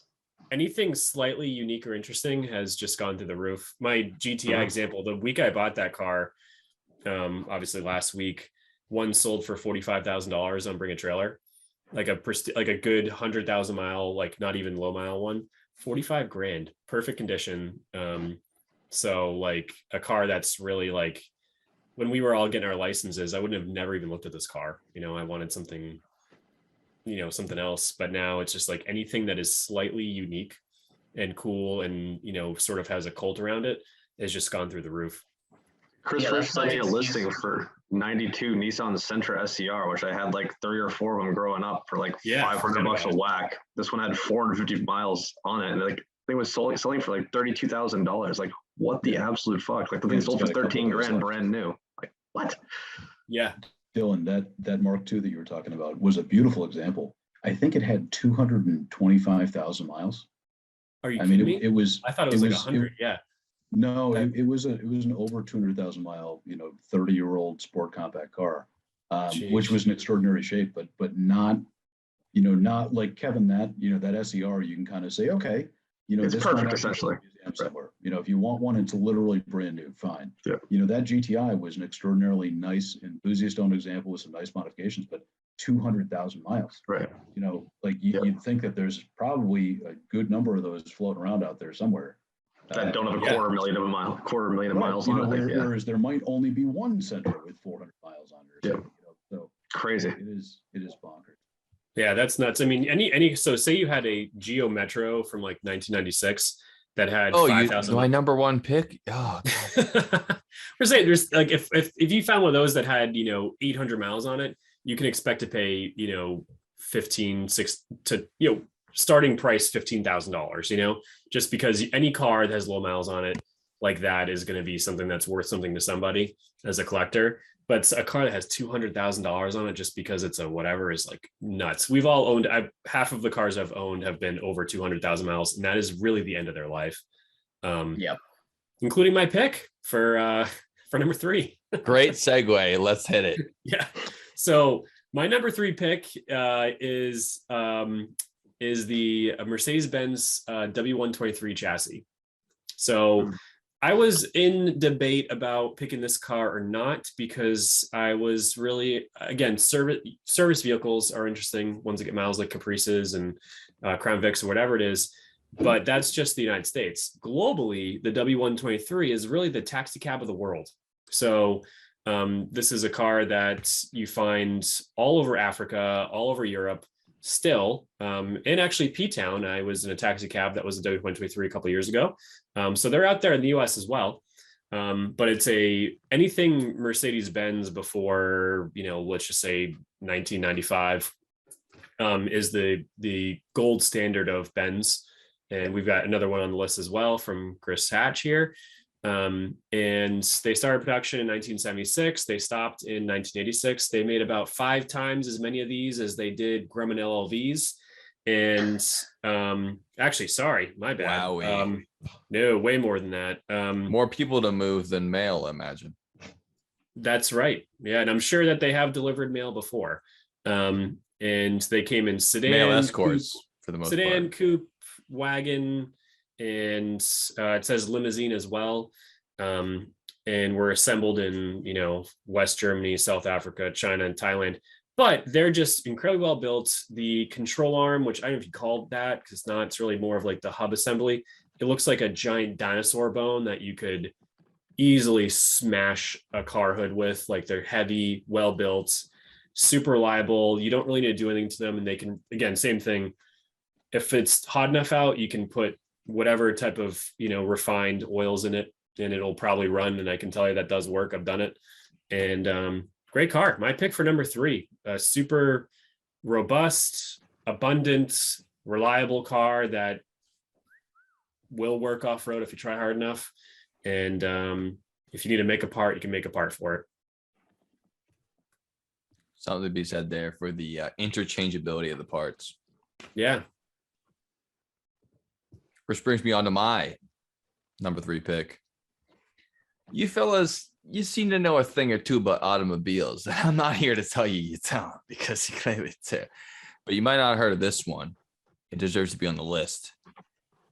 It's a little number by the name of the Thrust SSC. And it is also known as the fastest land vehicle ever recorded. 1996 edition. This 54-foot long and nearly 10-ton British jet car sports 2 Rolls-Royce turbofan engines burning, I had to look this up to make sure, 4.75 gallons of fuel per second. That's bad. That's not fuel efficient at all. But you get out what you put in, rather, and that is the only car to ever been recorded to go supersonic. That's right, 763 miles per hour in a motor vehicle with wheels, thanks to those Rolls-Royce turbofan engines. This MFer is now in a museum in the UK as of 2015. This 1996 Thrust SSC is the fastest, and it might be the fastest ever recorded for all time, because no one gives a fuck about making cars faster than the speed of sound. Take those wheels out, put it in the air, you can double the speed immediately. But I think there's something to be passionate about, making four wheels and just getting it going as fast as you possibly can. It's the opposite of the Camry. It's not durable. It's not long lasting. It's not fuel efficient. It's not affordable. It's just, let's go as fast as we possibly can on four wheels on the planet Earth.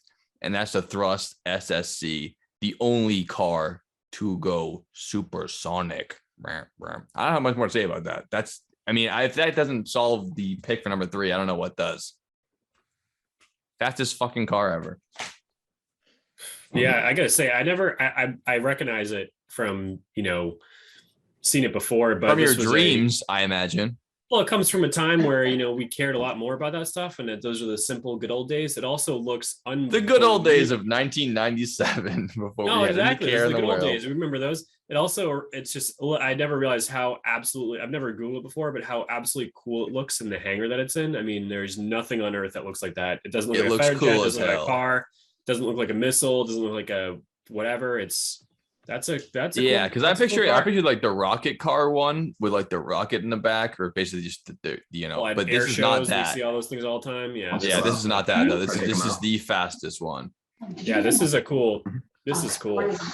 And how much force you have to put into making something that weighs 10 tons go that fast? I mean, that's a lot of. I don't even know the horsepower on that. I should have looked it up, but I don't think it's one of those things where it's like it's going to be like 60,000 type of thing. Yeah, it's some crazy shit. But anyway, I think it's worth putting on the list. Yeah, it's basically just 2 jet engines strapped together with a the only thing that makes it a car is the wheels, right? Because besides that, it's just a fucking jet. Yeah, when you're looking at so at this point you're looking at pounds of thrust, and like F16 has like with an afterburner on is like 30,000 or something like that, and where the GE90, which is the biggest engine, which you'll see on like 777s and A380s, has like 120, but you keep in mind how much bigger that is. So you're looking at pounds of thrust, which could be probably 30,000 between the two engines like that. But yeah, that's something. Cool, nice pick. That's probably why they called it the Thrust. Its name is literally Thrust. Didn't even think about that, but yeah, that's a good point. That's my pick.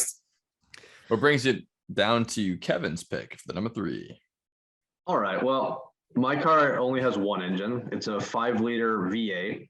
And sticking with this Mercedes theme, I'm going with the W124 500E. Wow, y'all are Mercedes for the number 3 pick. Yeah, number 3. Gotta throw Benz in there. So, 500E, don't know. 500E. Oh my God. This car is a joint venture between Porsche and Mercedes. They worked quite well together to build a car that, combines some of the best aspects of Mercedes, the motor, with some of the handling characteristics of a Porsche. To Chris's 911 comments earlier, they had some amazing steering components, and they really worked together to build a very well-rounded Do you mind car. turning your garbage disposal off while you not your number 3? Yeah, I'm sorry, honey. We're in the middle of a video shoot here, so if you could stop moving in, that'd be fantastic. Thank you. I'm just talking shit. Go ahead, man. Yeah.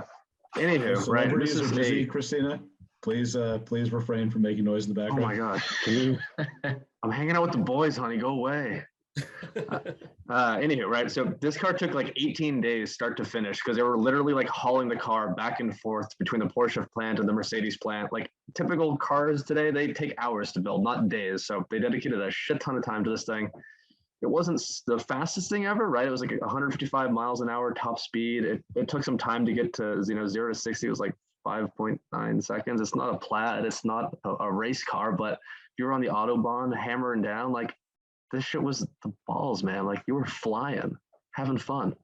So that's why the Mercedes 500E W124 takes my number 3 pick. Well said. Solid choice. Solid choice. And you still see them sometimes. Like, it's weird. When you think it's a W124 and you go and you look at the back and you see it's a little wider or whatever it is. But yeah, it's one of the most perfect cars ever built by a long shot. Love them. Shocker, it's German. Over-engineered. Yes. Hell yeah. The voting starts with Mr. Rich. There's a lot of options here. But that's the challenge as we get deep into this. It gets harder to pick. I should do the recap just for the listeners and the viewers and all that. We have the Lamborghini Miura. We have the Mercedes 300 SL Gullwing. Another Mercedes W123, the taxi of the world. We have the Thrust SSC, the fastest car of all time, and the fun to drive on the Autobahn joint project Mercedes 500e. Those are your choices. So I'm going to have to stay with the Miura, in this one. For me, that's the one that puts me over the edge, but they're all crazy significant cars. Good for you. Stick to your guns. We haven't had a lot of self-voting this pod, and I like the gunning. Right, well, let's all vote for our own car and just have a fucking debate again. I'm just kidding. The Miura is his vote. Mr. Hash, you get the next vote. Honestly, this is a tough one. I'm having trouble with this one. We can come We're back here to you for you like. if you need any counseling after the pod. We're willing to aftercare with you. We can talk it down. But as of right now, we're in the heat of the moment, so you got to keep pumping. Are you gonna take my tears and put them into a vehicle? Yeah. Well, I'm not there right now, but if you could kindly contain Jar them in them? some kind of that would be appreciate that. Yeah. All right. Well, I think I'm gonna have to go with the Thrust, honestly, and the reason why is because to the point that was made, I don't think anyone's ever gonna beat this thing, right? Like, I don't even know how they accomplished going 700 plus miles an hour on land. I don't know why I've never heard of this, but I didn't really think it was possible to go past maybe 350. I don't really know how the aerodynamics work at that point, or like the friction works at that point, or how the tires don't just completely explode. Yeah. So to me, that is wildly impressive, and I think it will stand the test of time. But I will say, we're really getting into the tough picks, but I think this is a standout. All right, Dylan, your next pick or vote rather. Yeah, so it's an easy decision for me. I think it's gonna be the Miura for me. Was inspired by the Miura a couple of years ago when an article came out about how it really just holds the gold standard for car design. And I also feel very guilty about not picking the 911. And this is in the same category of This is a makeup call. Well, for the later innings. If the 911 is influential to people like us when we were kids, it's a lot of it is, the Miura was competition and gave way to the cars we love and care about and made us inspired as young lads today. So again, the story that Chris Rich mentioned as well between, the founder of Lamborghini versus, Ferrari and all that stuff. It's good stuff. Love the story. The car is beautiful itself. One of the first cars that has the, Chris, what do they call the things in the back window? Louvers. Louvers. Yeah. One of the cars that came with louvers, that's the start of louvers as far as I know. Then the IROC picked them up. Wait, no, what are louvers? So Joe, they're like window shades when you turn them a little bit so they let light in. Okay. Just the whole rear window on external. They're super cool. Fox Body Mustangs had them. This car had them. Clear, they're super cool if they come like that from the factory. Yes. Right. Yeah. Right. Yeah, but if you put them on your Civic, it's not the same The thing. aftermarket ones aren't as cool. Does that say true for spoilers too? Yes. Depends on the It application depends and what you're using whether to spoil it you for, live but yeah. in a home with wheels on it or not. Yeah, you got my mobile home's got louvers, dude. Right. The more wheels in your home, the cooler the aftermarket accessories are. That's hard to argue that point. So there's my pick, Lamborghini Miura. All right. Well, I'm going to vote for my pick as well. I mean, although these are very descriptive examples and beautiful cars all together, I can't wait to see them all on the pod when we put them all up on the corner here, maybe here, or maybe all over here. But I will not shake from my example of the fastest car to have ever existed. And to Chris Hatch's point, maybe to ever exist. It's kind of like Babe Ruth's home run and pitching record. It's like, it's just a different time. And there may never be an example of a car going that fast because it's unnecessary to hit top speeds like that with terrible gas mileage. And you have to go to the salt flats of Utah to even pull it off. So it's really just a weird experiment and a very niche idea of racing or car development. So I had to vote for the thrust. Yeah, I mean, given current gas prices, it would be terribly cost prohibitive to even attempt this. Yeah, you gotta figure for that that 4.75 miles gallons per second. That's not a great for the current gas prices as far as that goes. But what that means is we have our first big time vote here, because I don't know if you've been following us, Kevin, but there's currently a tie, and you can either be the tiebreaker or you can vote for a third option, which means you still have a tie. We can vote again. So do not feel pressured to pick one of these two. You pick what your heart's content is. Yeah. And I'm glad to see you've moved the podcast to your sauna, which I didn't know you had. Dude, I got my ceiling sauna too. The whole house is sauna, man. It's crazy. Very cool. Hey, don't get There's too a lot of wood in the that winter house. hat and the sweatshirt in there, but yeah. If you have heat stroke, just wave your hand and we'll call your wife and she'll come rescue you. Oh my God, in the meantime, please give us your vote and don't be swayed because we can do a tiebreaker. We haven't had a tie yet, so feel free. All right, so to be honest, right, I think Chris Rich painted an amazing picture with this Miura and this farmer with the tractor, and he made a Lamborghini. Like, that's great, Chris, but it's not a 500E. So, unfortunately, I'm sticking with my initial pick. The 500E wins. Very nice. 500E is Kevin's vote, which means we have our first tie of the pod. And we have to bring up the rules again just for all the participants, which means we're going to re-vote. And the only rule beyond that is you can't vote for what you've just voted for. So, for example, I can't vote for the thrust again. But the voting does still start the same order. So I don't think it's worth relitigating. I think it's worth rethinking as we vote along, starting with Mr. Rich. If you couldn't vote for the Miura, what would you vote for? Well, I got to say, Kevin, I think you missed the mark, because if you had specified a particular periwinkle blue Rentec 6-speed converted 500E, the devil's in the details. That is patched through the Hatch family hands many times. You might have gotten a landslide there. I think it's the only one ever made like that. For good reason, I think. But yeah, for good reason. You're right. Yeah. I'm gonna have to, for a second vote, I'm gonna have to go with the thrust for all the reasons you guys identified. Right on. Now, Chris Hatch, you can't vote for the thrust. What would you vote for instead? All right. Well, to the point that Chris just made, my grandfather had a special place in his heart for 500Es. And I think at one time he tried to corner the entire market and buy every single low mileage 500E in existence, which didn't actually work out particularly well. But I mean, he did have a collection of them. Unfortunately, I think that he likes them more than anyone else. But the Rentec is still in the family. And one way or another, someone in this group will end up owning it. I will make sure of it. So that being said, yeah, I think I have to go with the 500E. I mean, what a phenomenal car to just ride in. If you ever have the opportunity to be a passenger, it's a blend of luxury and sportiness that I don't think I've ever really experienced in another vehicle.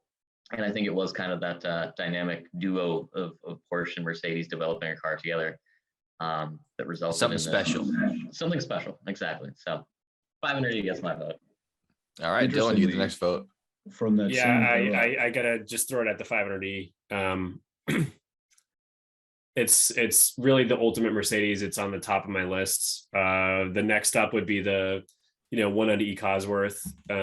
But it's okay. We don't have time for that. That's your vote. My vote is for the Mercedes 300 SL Gullwing. I mean, that combination between the first Gullwing car plus the fastest at the time. I mean, talk about innovation, and the thing looks fucking awesome. So it's a killer app. I mean, yeah, it's good being the best at one thing, being the best at two things the first time. It's just out of control. It's like Dr. J in the NBA. Yeah, the guy can dunk, the guy can pass, the guy can run. It's too much. It's unfair almost. I'm gonna go for the Gullwing. That means that Kevin, you have the last vote once again. Fantastic. I'm gonna go ahead and align with the rest of the group here and say that Gullwing, dude, like that's a hell of a car, right? A lightweight. We have another Gullwing. tie. I love this. I'm gonna keep this going all night. I love it too. It's great. It makes it more fun. Like, God forbid, you can pop the doors open that puppy, and because it's a lightweight, you might fly. So, Do we have a tie? Catch that updraft and off you Or go. have we done math wrong here?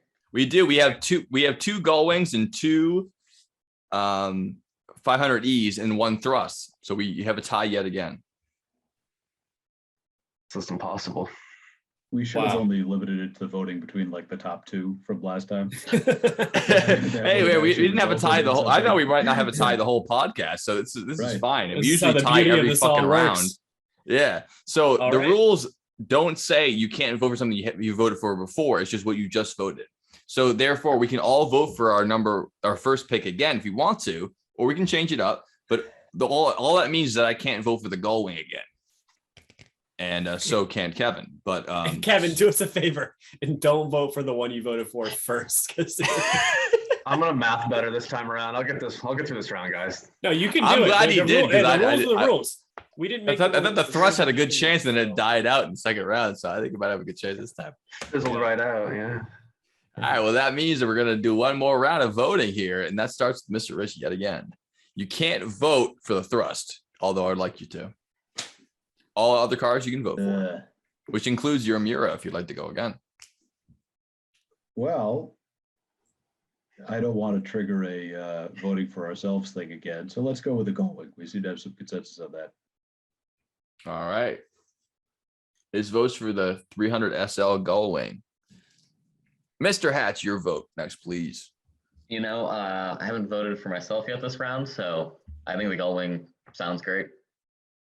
Very nice. 2 for Gullwing. Dylan. I'm gonna finish my story about the Cosworth you cut me off from. Please extend this number as long as we can. No, all right, fine. Miura. Miura. All right. My vote. I was going to vote for the Miura, but I really don't want us to tie again. I'm voting for the thrust again. Thrust for my pick. Can I get like Go a to Kevin. He's gonna. You know what he's gonna do. So we're gonna have a 5th round, whatever it is, 4th. Can I All right, get, Kevin. Let's see can I what get you an update got. where the standings are at currently? What do we got for who? What? All right. We have 2 for Gullwing, 1 for Miura, and 1 for the thrust. All right. Well, I can't vote Gullwing again because I just said that last round. Right. And again, like I think we need to get like this is top 3 spot. We need like a real high hitter up there. Like some cars really changed the way cars were built after it was produced. And you know, Chris Rich, he painted a beautiful picture as I've already referenced. And like the Miura, we'll go there. There it is. All right. Miura. Here we go. This might be the Yes. only 3-round tie we've ever had. So I will change my vote to the Miura, and then we could then we can move Wait a on. minute. You can do that next round. You do not break the rules of the podcast just because you want to go faster. That was on Kevin. You can blame him for that, not you. You painted the picture, Chris. I'm sorry. I did. It's my fault. Not Yeah, only is it our that's first everyone. podcast with 5 people in it, it's our first podcast with 3 ties, which means now when we vote for our 4th round, and we're definitely taking a commercial break after this one, I'll tell you right now. But Chris or Rich, you can vote now if you want to go ahead and vote that one. You said you could change it, but obviously you're not God, so you I'll can't vote for the change the Miura. nature. Yeah, you vote for the Miura. Okay, so he'll vote for the Miura, and then we have Chris Hatch up next. Yeah, I haven't voted for the Miura yet. So let's just do it. 2 for the Miura. Dylan, I already you voted can't vote for the Miura, Dylan. Oh shit! Sorry, we're doing it again. You just voted for it. SSC. All right. And I'm going to vote for the Mercedes W123 taxi They're fucking talking. There we go. Yeah. because, I mean, that thing's everywhere. Let's not deny that. Yeah, and to be honest, the thrust seems like an amazing vehicle. So All right. So our winner for number 3 is the Lamborghini Miura. After a hard, contentious round, everyone got at least one vote. Like that, it's fair and honest, but that's the pick. Well Mr. Hash, deserved. please put it down on the ultimate list of the top 3 best car of all time, the Lamborghini Miura. Lamborghini. Lamborghini. And if you folks wouldn't mind, we're going to take one more commercial break before we round this list out to the top. Let's do it. Yep, last commercial break or not, but sounds good. And she said, listen, baby, got something to say. Today's episode is brought to you by the all-new 2023 Dodge Ram Cummins Diesel Bighorn. You got big horns and big balls. You're not going to want to be seen at the grocery store without one of these. So go on down to your local Dodge dealership, pick yourself up a Ram 2500 Bighorn. Brought to you by the DJ BP.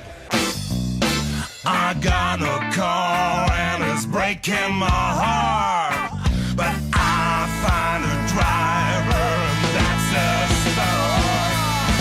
Baby, you can ride my car. You guys are fucking good guests. I love this. This is great. We got to keep moving here just for the sake of everybody's time, including my own. And we should get on to the number 2 pick in the pod. And I think that Chris Rich went last, which means that Chris Hatch gets the first bite at the apple on this one, which is a number 2 pick for the greatest car of all time. Speaking about with great power comes great responsibility. I mean, this is number 2. Think about how contentious number 3 was. I mean, tread lightly here or tread heavily. I'm not sure what pick you did, but please let's have it. All right, this is going to be a controversial one, but I do believe in it. So my number 2 pick is the Tesla Model 3. Hey, I thought there'd be a Tesla on the list. I didn't know it comes so late, but I'm so glad it did. Why is it number 2? I'd say because it is genuinely the car that propelled EVs into the mass market segment.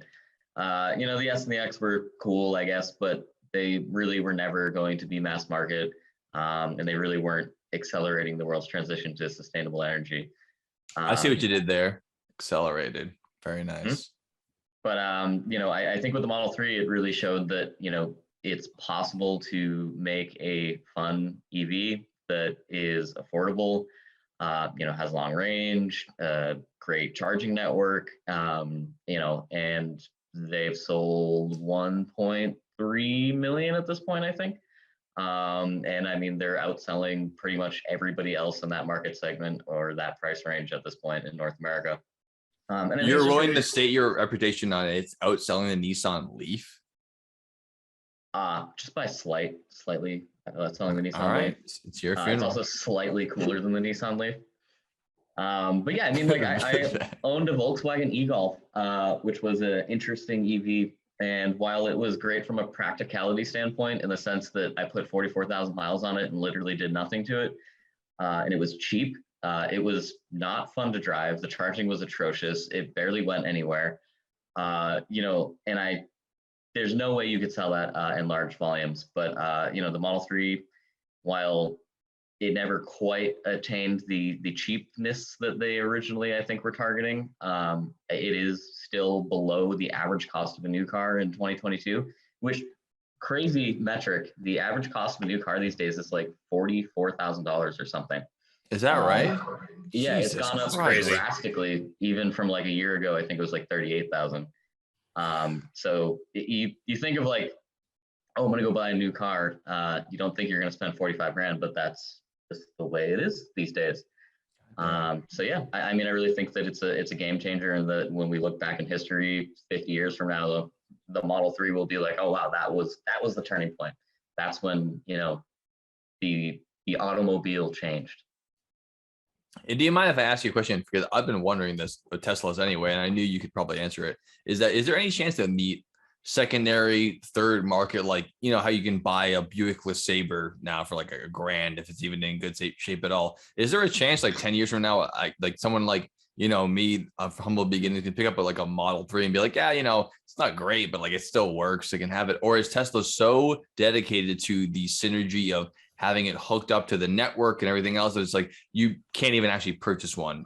In 10 years, it'll be unusable. It'll be big lithium ion hunk of shit that used to cost 40 grand?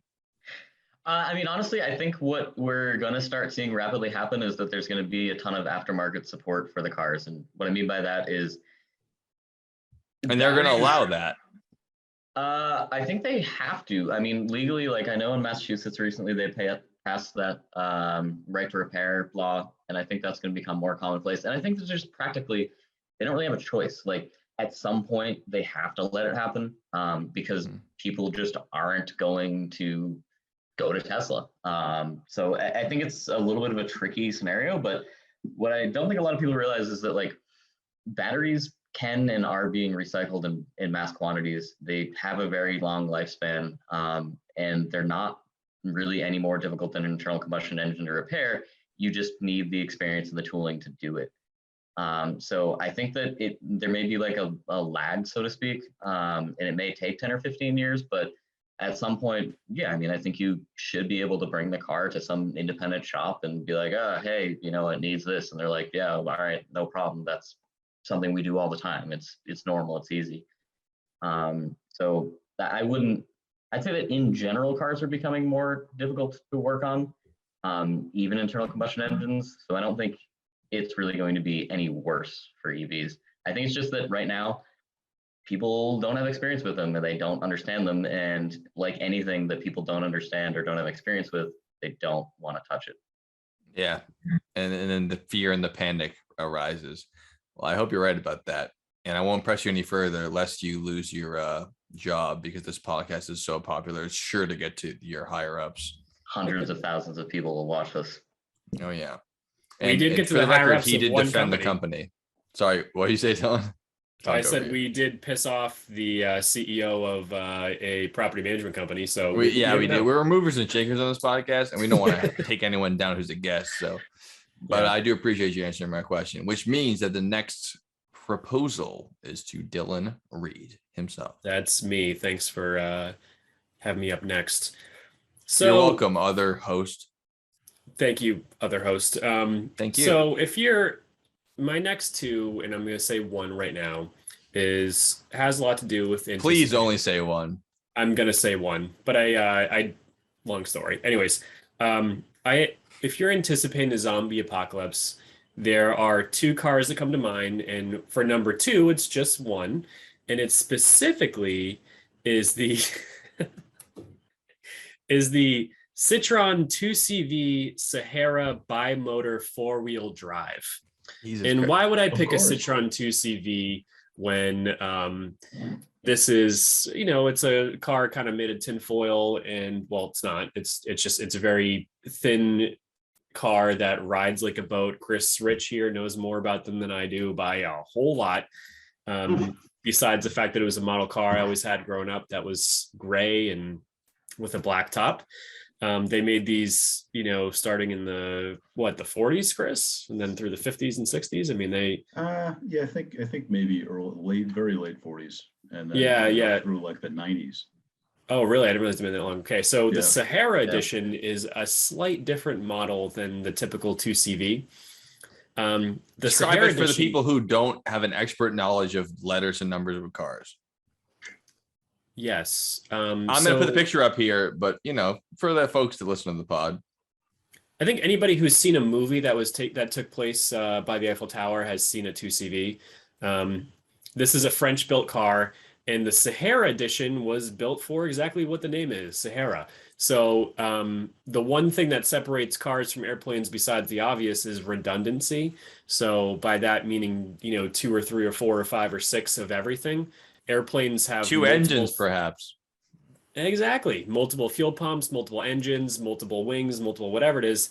The 2CV was built in every single way to be something that is bulletproof reliable. So it has, obviously, besides the obvious, multiple wheels. It starts with the fact that it has 2 engines. Just to start. Very unique. That alone makes it a very 2 unique. engines powering 4 different wheels. And they didn't stop there. That's not enough for the Sahara. When things break down, you have no parts, no whatever it is. They went down to removing... No one wants to get eaten by lions because their car died. Yeah, exactly. So just like you mentioned with the early 911s, they were air-cooled. This is air cooled. So that removes not a redundancy, but removes, water cooling. So you don't have to worry about getting a bullet hole through the engine block as long as it doesn't hit anything. No one wants water to be an issue in the Sahara Desert besides the one you're drinking. I should give it to my car or to me? It's a tough putt. Oh, that's a great point. So they removed a lot of gaskets to the car, including the head gasket. So they mated the head and the engine block in a way where it doesn't need a head gasket. So that can never fail.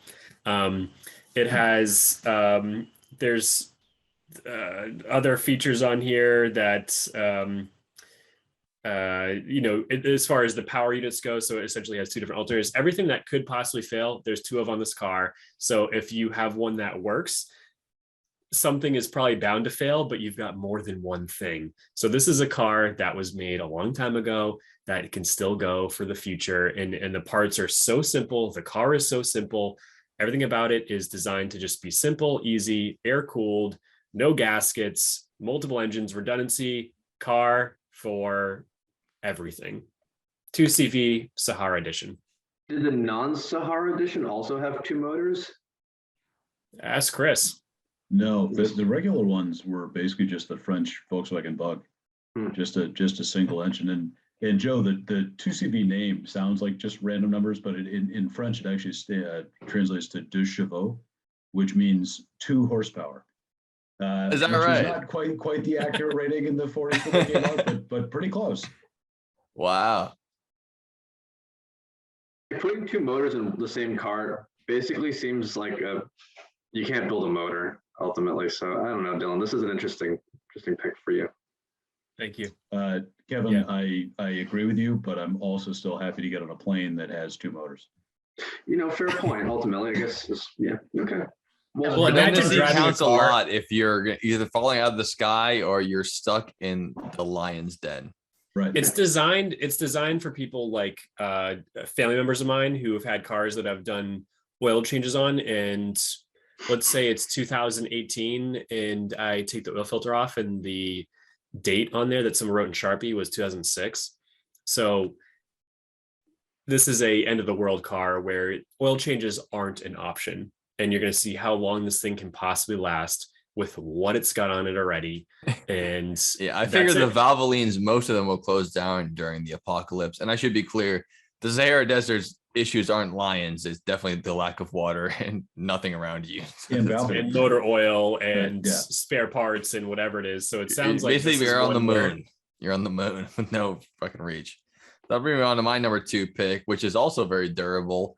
And you folks might have heard this one. It's called the Willys MB, aka the World War II Jeep, the workhorse of the United States Army and Marines and Navy, the entire thing.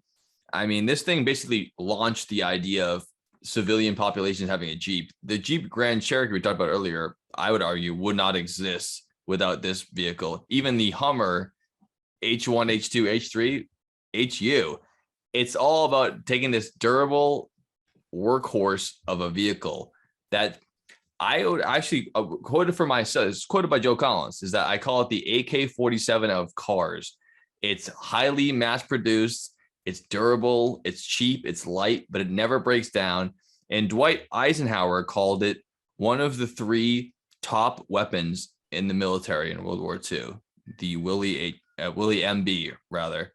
And not only could it get through mud, muck, fuel problems, wherever you are in France, Italy, Japan, wherever you are, it's an amazing vehicle. And not only did it win or help win, I should say, World War II, which is one of the most important wars of our time, it also launched an entire fleet of market cars. It's like, oh, want to have a Jeep at home? You seen Douglas MacArthur rolling in, George S. Patton with his white-handled Colts.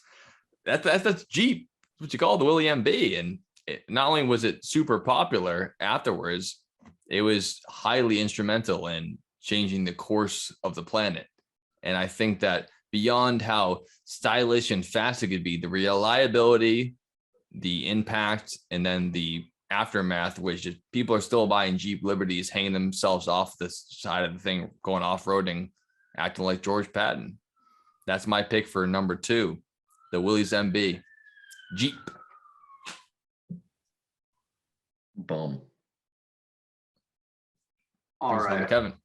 With these two, tough act to follow after you guys kind of run through these two uber reliable vehicles, kind of sticking with that reliable theme, I want to talk about the 2006 to 2010 BMW M5. The I absolute. was wondering when this would show up. I should have figured there'd be more BMWs in the list. There's only been 12 of them so far. Oh, I'm sorry, go ahead. Wait, did you say 2006, 2010? Yeah. Yeah. So E60? E60, Yeah, exactly, Dylan. You're Interesting familiar. pick for number 2. Okay, yeah, all right. Yeah, no, it's a reliable car. This car again has an all aluminum V10, 5-liter, naturally aspirated, individual throttle bodies. Like this thing made all the right noises. Chris was talking about Teslas. They don't make any noise. This makes the noises you want to hear out of a car. Red lines like a little over 8,200 RPMs, like nearly 100 horsepower per liter. Like we don't see that anymore, right? And then after BMW built this absolute behemoth, things kind of started going downhill. We started slapping turbochargers on everything, and everything had an M badge on it. This is like the pinnacle of like M car.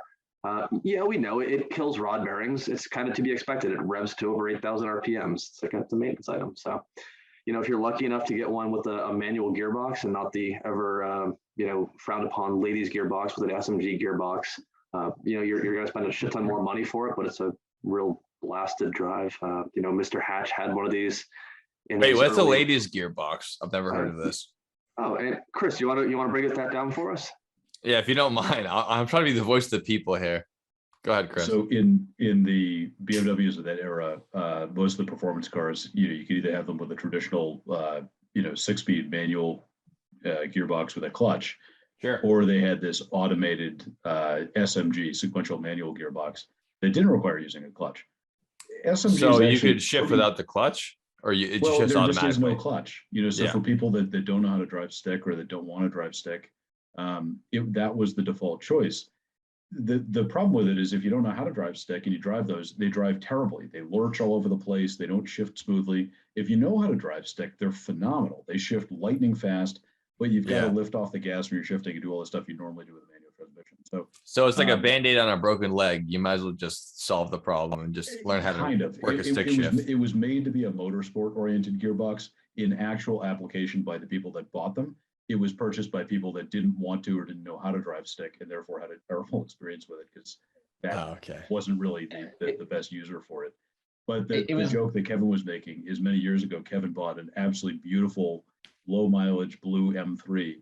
And one of our coworkers at the time walked by him and said, "Oh, Kevin," he was an Irish guy, said, "Kevin, I see you bought yourself a nice M3. And Kevin said, "Oh yeah, I'm super happy. It's got this and that." And our coworker says, "Shame you got the ladies gearbox." And, the ultimate slap in the face. Right in the face there. What are you going to say, Mr. Hotch? Yeah, so the interesting part about it is still truly a manual gearbox, but it was just basically electronically actuated by a computer. So It takes the tough part out of shifting. Yes, but it doesn't drive anything like a normal automatic. So to Chris Rich's point, like it didn't work well because the people who wanted an automatic, and instead they got a manual that was clunky as fuck.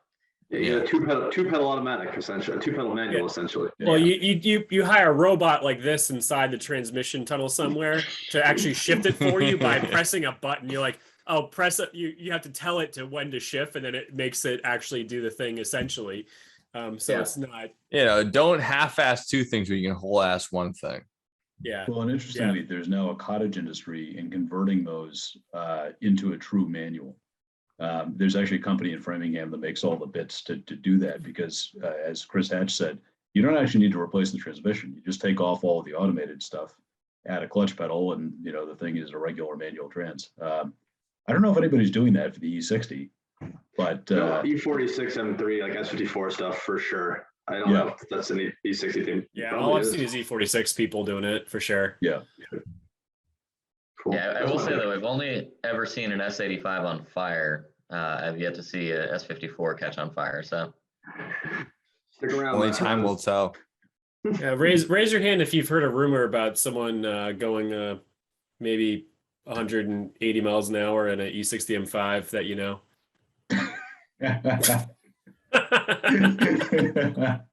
What was your average speed driving from Boston to New Jersey, Chris? It was 111 miles an hour, and I don't think I could ever replicate it. Allegedly. Probably shouldn't. Allegedly. Pump it down, Coppers. He's fine. He's a safe driver. No one's gonna drove watch up- it. It's fine. You can admit who the suspects were on this specific run. That Yeah, you're happened not 10 in any years ago. danger on this podcast. It The other has thing too happened. was that before Waze? Yeah. Yeah. I had a radar detector. That was Yeah. it. I mean, that's impressive. Well, yeah, I mean, we drove That's a up from word for Florida, it. right? And I Right. thought we were going reasonably fast, but our average miles per hour was only like 72. So the thing That's is, the average, though. That includes stoplights. It's like getting a 0 on a test and you get 100. You get a 50. It averages that's why out. 111 was so impressive. In fact, I think I went over the George Washington at about 140, which I think might be a record. That might be a record. You're up in there with the that thrust. is a record for sure. It might not Yeah, ever that's be funny. broken. But that being said, I hate to be the guy. Move on the podcast here. So we're going to go on to Chris Rich with his vote for number 2 best car of all time. So number 2, I've got to pick the Audi Sport Quattro. So Audi came out with the Quattro, that's the model name. Currently that's the brand name for their all-wheel drive. But originally, Yeah, I'm familiar with the Audi TT Quattro, which when I was 13, I declared to my mom, that's going to be my first car. And she laughed in my face. Oh, there you go. You still have the opportunity today. But back in the 80s, the Quattro was not yet an all-wheel drive name. It was the model name for a coupe. So it was a 2-door coupe that was one of the first, probably the first performance-oriented car with all-wheel drive. It had manual locking differentials. It did all sorts of crazy stuff. Had a straight 5-cylinder stick shift. And that car evolved into an absolute rally monster. It was a tarmac monster. And the ultimate version of it that was street legal was called the Sport Quattro, which was actually a short wheelbase, wide body with a 20-valve, 5-cylinder turbocharged engine that in street stock form made like 28 PSI a boost. So this was, a 2.2 liter engine making, in excess of 400 horsepower in the mid 80s. So, these days, as we talked about a little bit, being over 100 horsepower per liter today is extraordinary. Back then being way north of 100 horsepower per liter, it's something that you could actually street drive and had heated seats and, you could put a license plate on, was extraordinary. So, those cars were rust prone for many years. They were sort of neglected and forgotten about.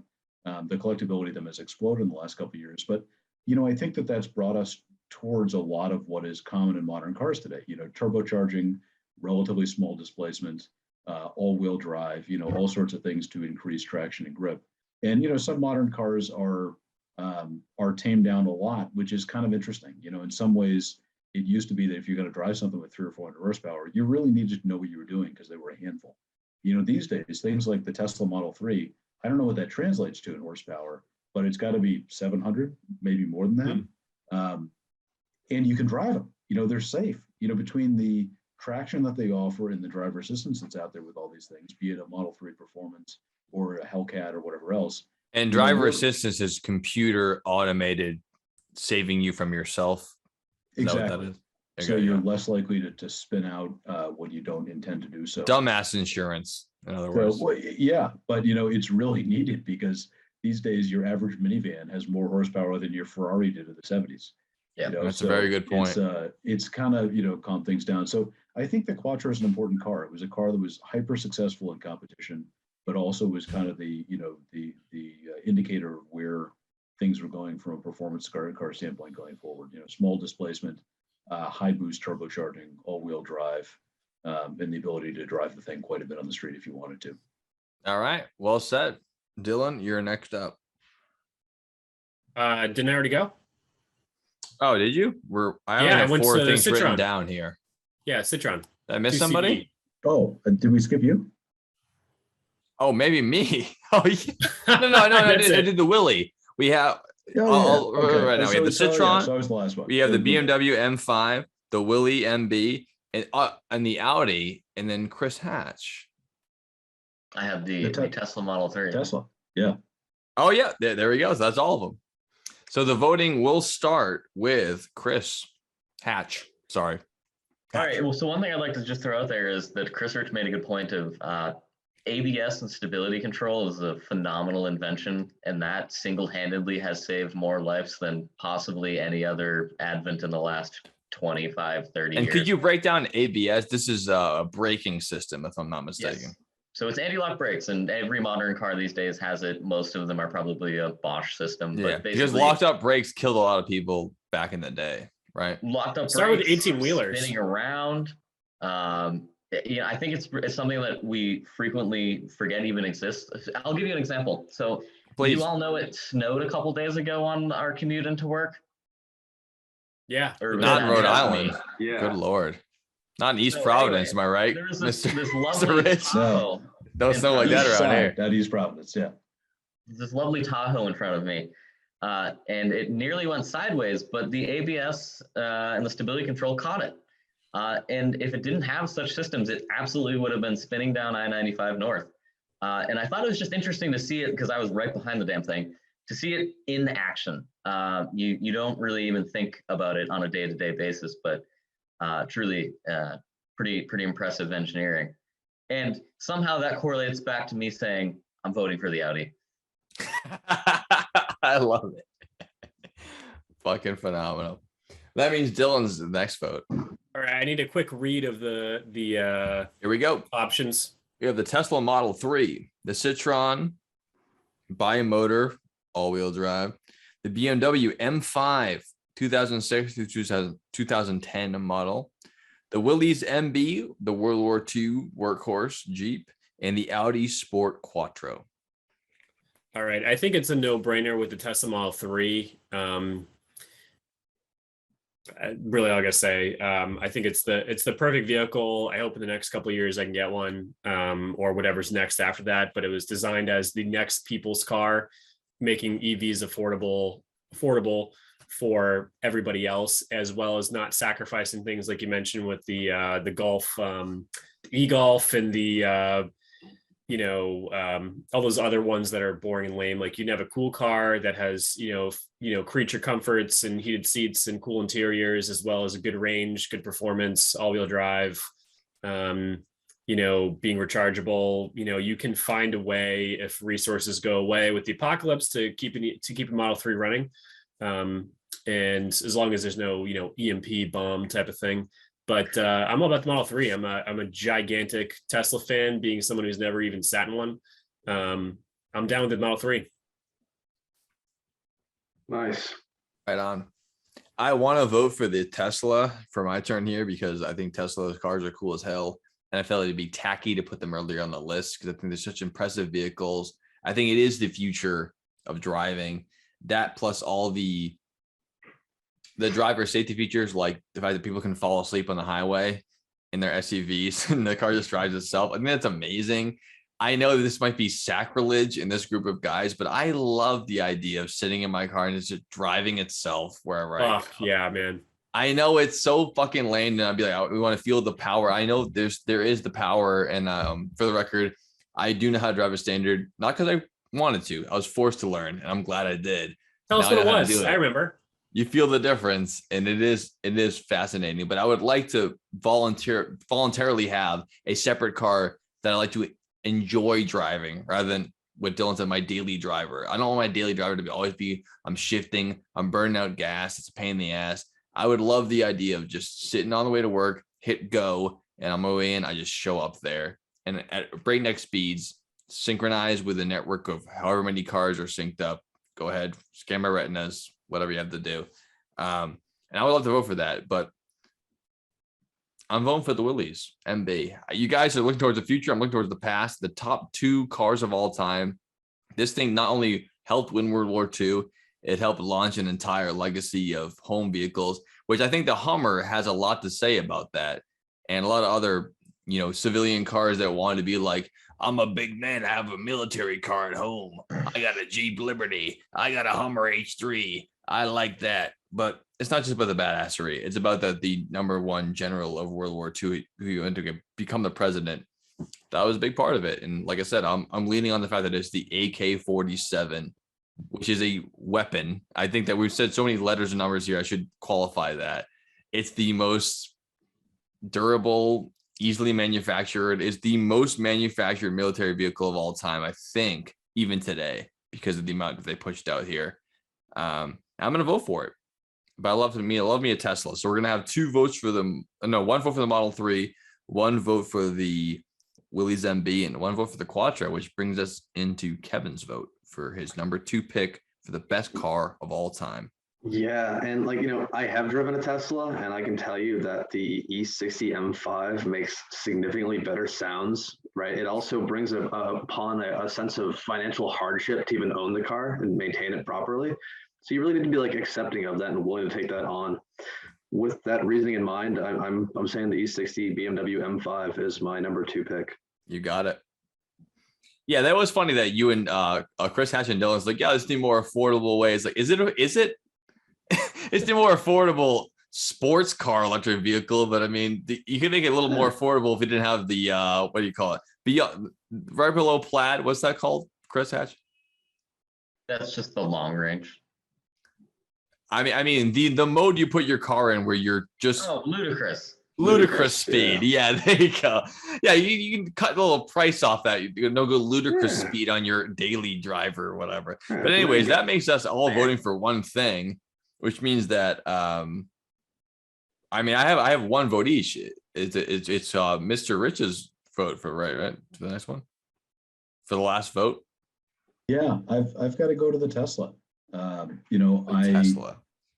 What I'm curious is if I'd feel the same in 10 or 15 years from now. Right now, I definitely think the Teslas in general, and specifically the Model 3, brought EVs into being a possibility for most people. A lot of other cars that became EVs by adapting a gasoline platform, like Chris said with his e-Golf, are perfectly nice cars, but they have severe range limitations. They have a lot of compromises with compromising luggage space or handling or whatever else it is. The Tesla is really a clean sheet design. So you get excellent crash performance, you get excellent range, you get excellent handling, optimized suspension, and it really makes an EV actually a viable option for a lot of people. The price range is definitely up there, but so is everything else. Your average decent pickup truck is 60 grand these days. So I really think that car has changed the game and changed the industry more than anything else we've seen. 10 or 20 years down the road, will those still be serviceable? I think the aftermarket's going to step up. People are going to figure out how to do it yourself stuff to keep a lot of things on the road. In the same way that 25, 30 years ago, most independent shops wouldn't look at an Audi or a Porsche or a Ferrari. And now you've got— That's a good point. Foreign car market, you couldn't repair anything there, and it was like out of the question. But now it's commonplace, right? The market adapts to the supply of cars that are out there, and if the cars are still durable and people want to fix them, people want to figure out how to keep them on the road. So, I got to give it to the Tesla. That's our winner. Number 2 best car of all time, the Tesla Model 3. Put it on the list there, Chris. There we go. And before we go on to number 1, Chris Rich, I just want to ask you about what's up with this the El Camino with a fuel cell in the back behind you. That picture? That looks like an El Camino with a fuel cell highlighted in red. I've been staring at the whole time. Can you tell us more about this? Yeah, no, it's actually a picture of my boat. Oh, there it is. Yeah. Okay. Yeah. Well, we got a second. Tell us about your boat with your awesome engine. Hey, let him talk so we can see the picture. No, please hold the picture up and then keep talking. So it's a there we go, perfect. So it's a '68 Correct Craft Mustang. So it's a vintage water ski boat. That giant bump in the middle is the engine. So you sacrifice all practicality for having an enormous domestic V8 in the dead middle of the boat, where normally you might want people to sit. But it's got a Ford 351 V8. It makes glorious sounds. It's really stupid and a lot of fun. That's awesome. And just for everybody, that's the engine that came after the 351 Windsor. So this was the good Mustang engine of the 60s, right, Chris? Well, this actually just for everybody, just for all the people who are currently was this on the the Windsor? I forget. I couldn't tell if you had the. Is this the Windsor or is this the predecessor? The engine I've got in the boat is a 351 Windsor. Which is the front motor. And that's the truck motor. That's kind of what you want in a boat because it's torquey. The 351 Cleveland was the motorsport engine, which was in some of the higher performance Mustangs and in all the SCCA cars and stuff like that back in the day. and much Gotcha. higher revving, better for track use and stuff like that. But in a boat, it's all about, low end pull. So the Windsor's a good fit. Yeah, very cool. And, awesome. Damn, I'm speaking about to of, buy a boat off of you right now. You're a good salesman, aren't you? I bet you are. a thing or two, yeah. I bet Guy you can are. sell water to a well. However, the fuel economy of the boat is probably worse than the V10 M5. Probably better than the military vehicles, but not by a whole lot. That's what you call not applicable. We got the fuel. Worry about the enemy. So one more thing before we get to number one is because I forgot to mention it, is because we have our other guest here. This DJ guy. BP. His number 6 pick was the Trailblazer. His number 5 was the Oldsmobile Bravada. His number 4 was the Buick Rainier. His number 3 was the Isuzu Ascender. And his number 2 was the Saab 97X. And his number 1 is coming up soon. They don't count, but he just does have to mention all of these things before we move on. I'm slowly I mentioned it. I'm not putting the pictures up for the podcast. No, it's okay. But it's this is a honorable mention. Honorable mentions should be mentioned. Because I gotta say, I did find a little secret. I did find this muffler body on the side of the road, actually right at the cusp of the Beverly Bridge in Beverly, Massachusetts, and I have no idea what it's from. It actually looks like a midsection from a truck, but it could be from a Buick Rainier for all I know. I have no idea. But he is a unidentified, his parents are unknown. That's all. But he does love Trailblazers. We've adopted and him. The likings. So and anyways, he's been here since the 6th episode. We just haven't shown him again until episode 51. That's true. Yes. It's worth it. So, all right, on to number 1. So do we start with Kevin now, or who's going? No, first? it's reset the whole thing. I think that it's you there, my friend, because we have 1, 2, 3, 4, 5, and then number 1 is you.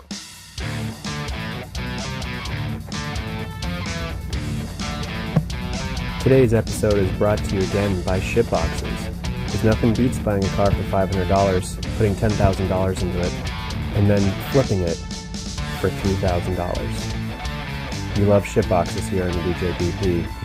Go get yourself one, or 10.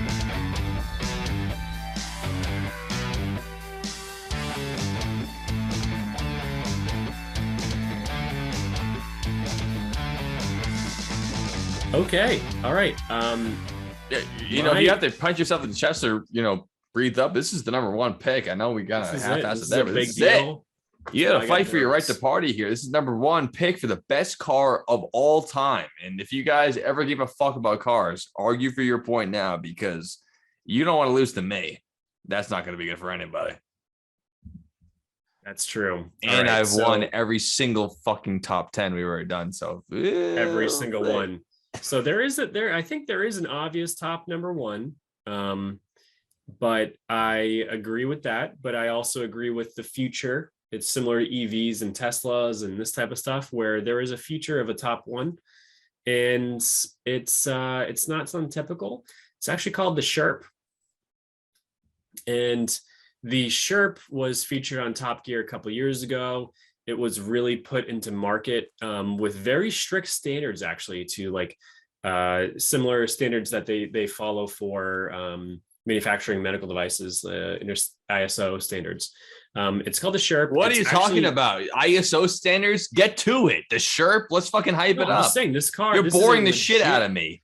And medical standards. Let's fucking go. It's number 1. Get the hell. I want to hear fanfare. I want to hear fucking vehicle. What even is it?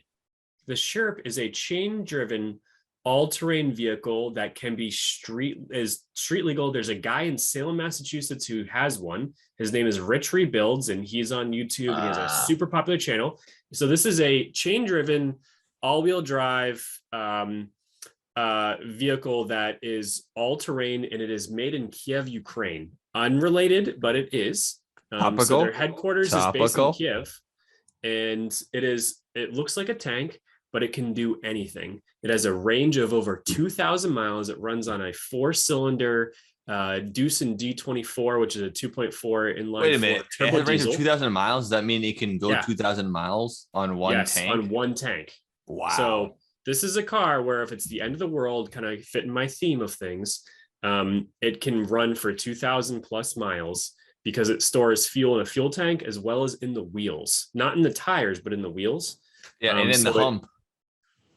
Just like a camel's hump. Yeah, you're right. It has won a million awards, a ton of competitions because of not only its range, its reliability, and the fact that it can float completely. So if you want to drive this through the ocean, you can drive it through a lake, an ocean. All those southern mudders who bring their F-250s and their monster trucks or whatever, so you can't get those mud pits. The Sherp is 2,800 pounds and it can roll on top of any terrain. It has like 10 PSI in the tires and they're huge. You can fit, a good amount of your friends in this inside of it, and it's completely sealed. So if there is any problems, nuclear attacks, water, whatever, it's not getting inside. So my vote is the Sherp. It's a people mover that is super kick-ass, pretty hard to beat, and has a crazy range, and has another couple of redundancies as far as the drivetrain and the engine, this type of stuff. I'm looking at it. It looks like a train on wheels. Looks like a train on wheels, and it has a turning radius of 8 feet. There's none other car on earth that can do an 8 feet turning radius. So I picked the Sherp. Wait, that can do?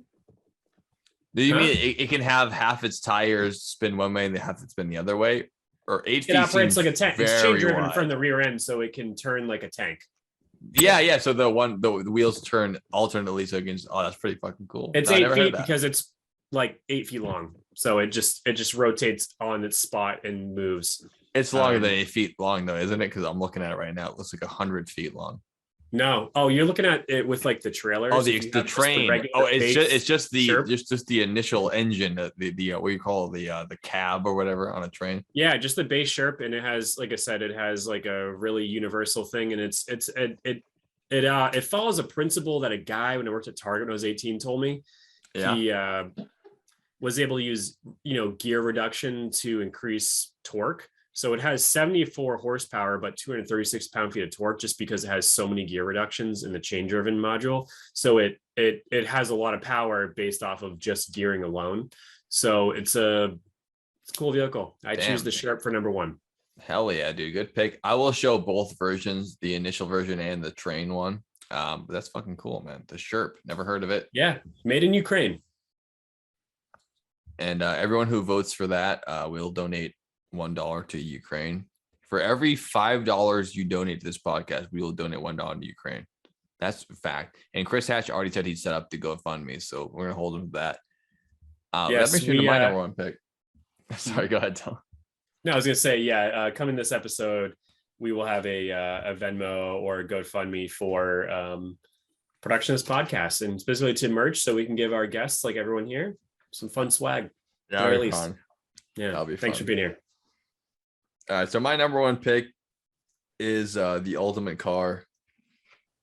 Couldn't put it in earlier, couldn't have put it in any later. It's the Ford Model T, the automobile. Not only is it the automobile that put automobiles on the map and made them be called cars, it changed the face of not only the United States, but the world. It made it irrelevant to have horses. Carriages, fuck you. Tractors, unless you're Lamborghini, no one gives a shit. It changed the entire face of the world because not only did it have the affordability, durability to have the modern American in 1910 buy a car, it was one of the first vehicles, in fact, the first to ever be put on a production line. That means no individual fabrication. The cost doesn't have it.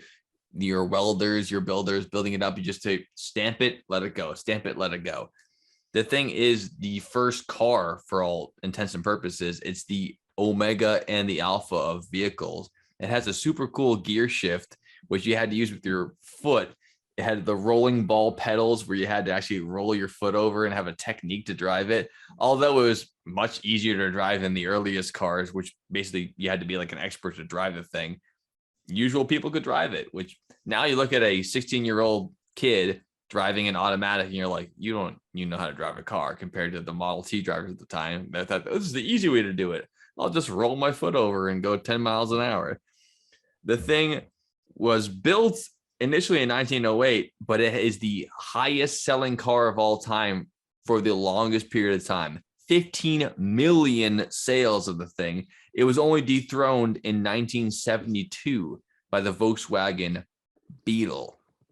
And even then, it still holds the ranking of the top 10 best-selling cars in history, and it's the first quote-unquote modern car. It has the number 8 slot of the top-selling car of all time.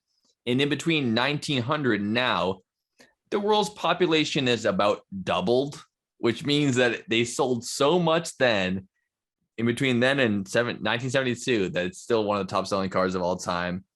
The thing is a workhorse. People still keep them for antiques.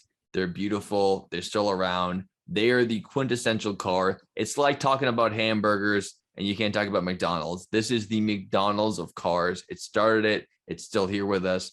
GM and Ford owe their lives to this thing. Its top speed, 45 miles per hour.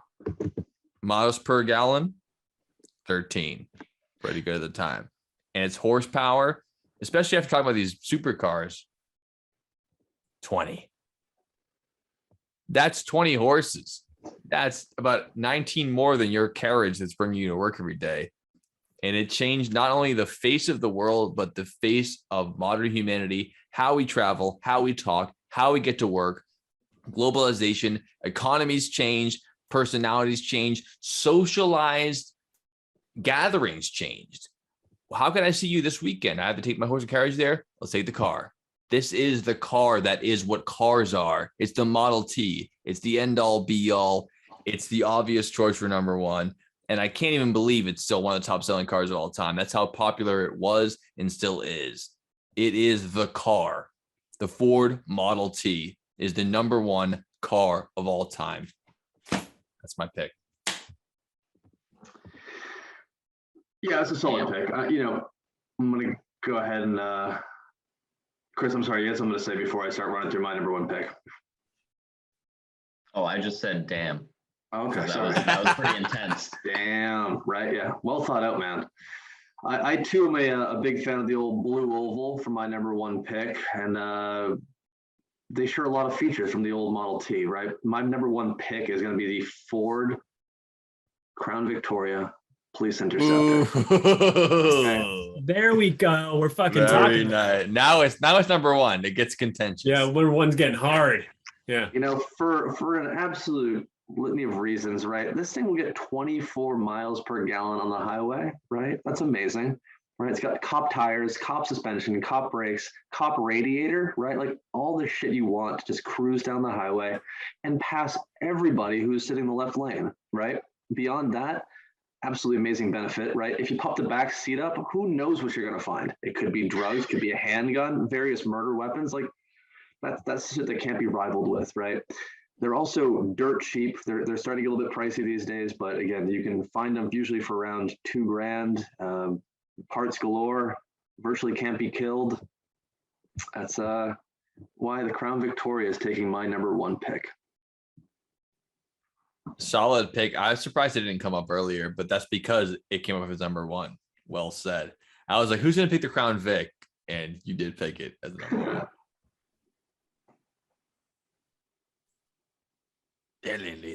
That brings us on to Chris Rich for his number one pick. Well, this is not the most glamorous car, but we are going for number 3 in the blue oval category. And I'm going to give it to the Ford F-150. It is the number one selling vehicle in North America for the most, number of years running in its history. It's a truck, and we use the hell out of them. For a long time, they were work vehicles. These days, they're more luxury vehicles than anything else. You can get a $75,000 F-150. That's a light duty truck that's going to have, effectively autopilot, a twin turbocharged V6, massaging seats. You can get a Raptor, which you can jump in the desert and then also drive your grandmother to dinner and be fine. These have sold by the millions and millions and millions. They have been used for work. They've had the snot kicked out of them by high school kids when they're 30 years old. These days, they're luxury cars. It's To a be clear, really the high school weird kid's 30 years truck. old or the truck is? It depends on how many times you repeated first grade. I think it might be I'd say both. the truck, Yeah. but yeah. But yeah, it's the F-150. It's certainly not the most glamorous vehicle, but I think we've all driven one at one period of time and got a lot of use out of it during that time period. And I think all of us would be happy to have one in our yard for one purpose or another. And I think that same exact thing applies to almost everybody out there. So definitely not the most exciting vehicle in the world, but I think it's significant. Well said. Chris Hatch, will you give us your number one pick? All right, for my number one pick, I am selecting the McLaren F1. Nice. Oh, then Christ didn't say another BMW. I was about to kick you off the pod. Oh, you would be surprised, Joe. Just buckle Yeah. up, buddy. Type one. Yeah. The most notable feature is that it has 3 seats and the driver sits in the center. The second most notable feature is that it has a BMW V12 engine.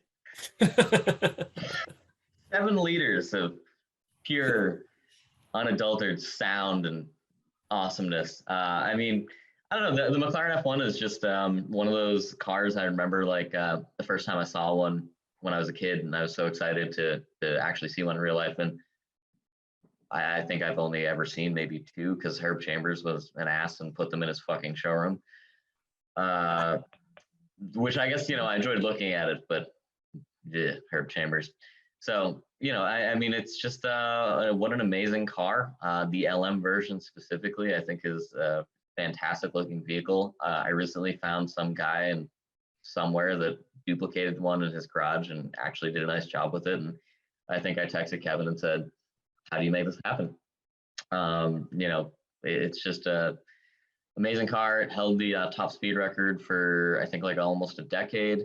So super fast, lots of cool sounds, very unique looking, very mechanical. I'd say it was kind of like the end of the supercar era. Pretty much all the supercars that came after it were a lot more modern and refined, whereas this was still like really just kind of a beast of a car, and something that I'm sure is just absolutely terrifying to drive. Even just driving in the center must throw you off. I mean, driving on the left or right side of the cab is like kind of you're in Europe or you're in America, but in the center is a completely unique experience. I think the center is the ultimate because it stems from karting where you're the center right there, and Sure. I think center is the best it gets. Yeah, I mean, it's truly basically just a race car made for the street, except that you can put your wife and your girlfriend on either side of you. Yeah. I know where my vote's going. Tell them. So yeah, that's my pick for number one. Well said. And it man. broke, just for a record, it broke the top speed record from the XJ220, which was 220 miles an hour, to 240 something with the McLaren F1. And it's actually the Jaguar was only 217, and yes, it was 240.1 miles per hour. Yeah, it's awesome. And it's super small when you see it in real life. As of like supercars today, kind of look, they're just getting out of control and it never ends. This was the last step of like it's just getting crazy now. This was like a perfect car in every way. And then it just got out of control after that. And now it's like, okay, cool, we're hitting 3 miles an hour and no one really cares as much. It stopped at McLaren F1 in my mind. The pinnacle. You sound like me for Blue Whale. Just selling it for him. Yeah, hey, McLaren F1's great. So fuck yeah. And the voting starts with you. This is the number one vote, so take it very seriously. I don't mind a tie, but people should not be discouraged in defending their vote here because this is the end of the pod. So number one car. If you ever cared about your list, care about it now. Dylan Reed, please take it away with your vote. So I gotta pick something that I feel like for the best car of all time. Yes. You have to factor in a lot of things. You have to factor in pretty much literally every aspect. So you're going with I would say so. So this is what it comes down to: reliability, parts availability, gas mileage. Wait, parts speed. Availability comes into this? I should have it comes into fucking everything. Well, Joe, you can make parts from 90% of Model Ts had handmade parts, and especially the farm ones. So it's a great pick. So it just factors in everything, literally everything. So for my pick is I gotta say, it falls in my category of it aligns with the philosophy of my list already. Kevin, it's gonna be Crown Vic, dude. I think that cops, taxi cabs, anybody who's been in New York City taxi cabs, which is, not really a thing anymore. It is, but Ubers, they got 400,000 miles on them. And sure, their fucking control arms and ball joints and shit are fucking rattling every time they go everywhere, but they're still going 70 in a 25. It's working for them. It's all good. I picked Crown Vic. I think honestly, I think it's the AK-47 of cars, Joe. Sorry to burst your fucking balls, but I think it's, that is the car that you would take to Mars or to another planet is honestly the Crown Vic. Straight up sandbag on Tesla over there because he's taking that car to Mars for sure. Yeah, well, that one's not in Mars; it's in space still. So that was the one they're taking to Mars is going to be a Tesla. He's not going to take a Crown Vic there when he launches his fucking space fleet and leaves us behind. Never say never. Who knows? A good point. Yep, good fucking pick. I actually should say that I thought that Dylan would have put the Crown Vic on the list earlier. So I'm surprised that Kevin put it on. I'm like, I can't believe that Dylan didn't put the Crown Vic. When it should have made the list, I was like, Dylan's putting the Crown Vic on there for sure. I picked LLV instead of Crown Vic because I can't have constant public service vehicles as my entire list. That doesn't make any sense. Yeah, no, that's fair enough. But I'm going to stick to my guns here. And as much as I would like to stick to my guns, much like most of the drivers of a Crown Vic, I'm going to stick to my guns. I'm going to pull them out at any time, whenever it's needed. And I'm going to pull away the Intimidator, Dale Earnhardt, and I'm going to pick the initial pick. I'm going to ride it out all the way through, which is the Model T Ford. Although all the other cars are great workhorses, they would be nowhere without this thing. It's the baseline. It's the building blocks that make all the other cars that we have today. It wasn't even called a car. It's called an automobile. And now we call them cars. That's my vote.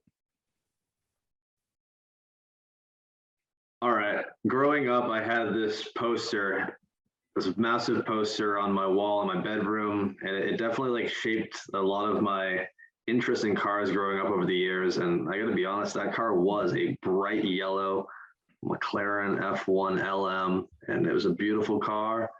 I probably wouldn't be in the cars if I didn't have that poster all those years ago. So McLaren's got my number one pick. And what was the name of the girl who was strewn about the car? Do you remember her name, or she was a decoration? Yeah, she was in the background, man. The car was taking center stage. Very nice. Yeah, the car is much more memorable, You can't find a McLaren F1 LM anywhere. Yeah. The lady anywhere. Yeah, well, the car endures. Jesus. Yeah. When I was trying to, put my head together on this, I tried to think of the vehicle that had, the most substantial impact on the market and all this type of stuff. Model T is a great choice in that thing. Crown Vic's a great choice. I think the F-150 is a great choice. But then Chris comes in with the F1, and as Kevin said, I didn't have the poster, but I mean that was the supercar of supercars when I was growing up. It's also important to know, it's got this massively powerful BMW Drive V12. It didn't have ABS. It didn't have traction control. It's manual transmission. It is one of the last of the truly raw, crazy supercars. The Porsche Carrera GT probably bumped it for craziness a little bit, but I think the McLaren was a much better rounded and more capable car. But it was up to the driver to handle the vehicle. You couldn't have the computer system and the brake system to help you out. You had to be able to handle it like a wild Mustang. The horse, not the car. But the other thing too there is that the McLaren was capable of that. That car was successful at Le Mans. It was successful on the world stage in many different competitive events. So it not only theoretically was good enough to be that car, it really proved it. When Chris and Kevin and I all worked together at a BMW dealership, we had Herb Chambers' silver F1 sit in the showroom. It happened to be right in front of my desk for like 2 or 3 months.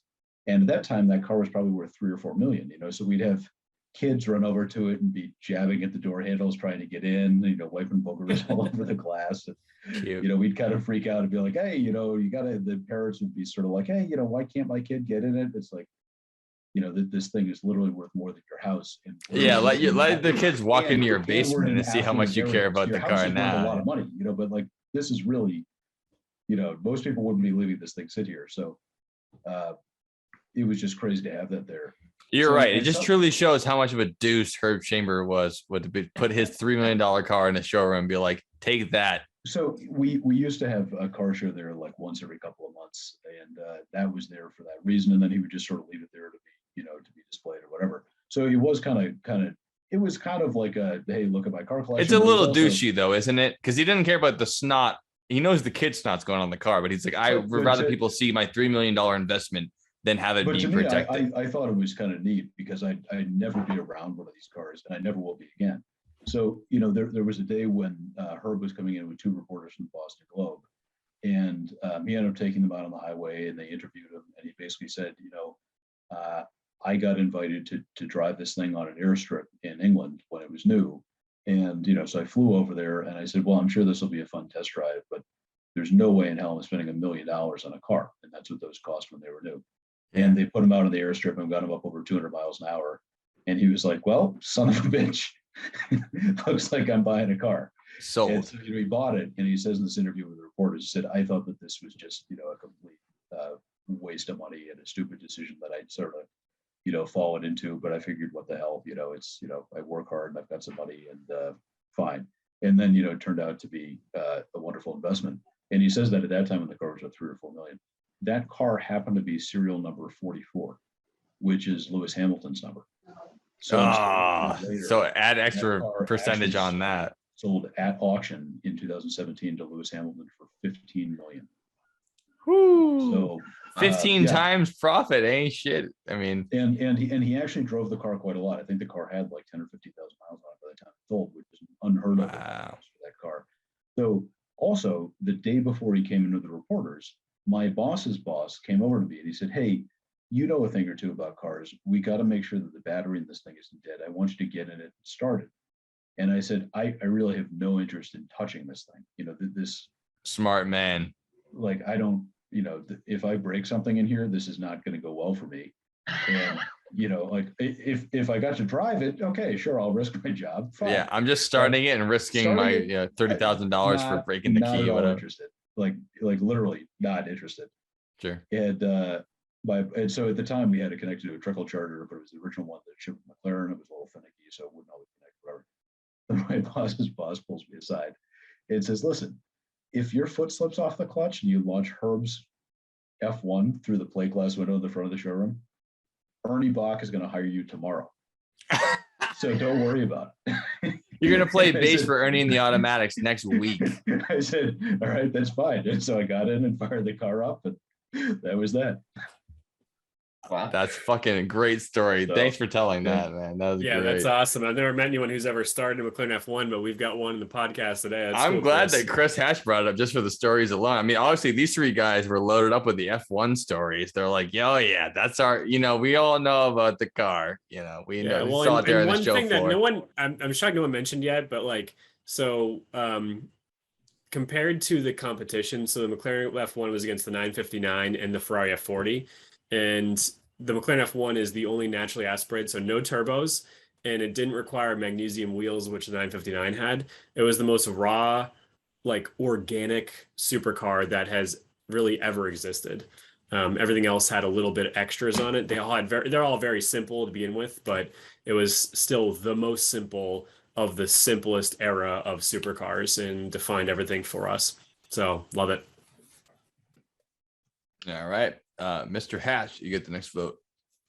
Yeah, and I think it's important to mention that actually, despite the next generation of supercars, which would be like the Carrera GT and the Ferrari Enzo, they were actually slower. McLaren's top speed was quite a bit higher. The Carrera GT was 208, and the Enzo, I think, was 220.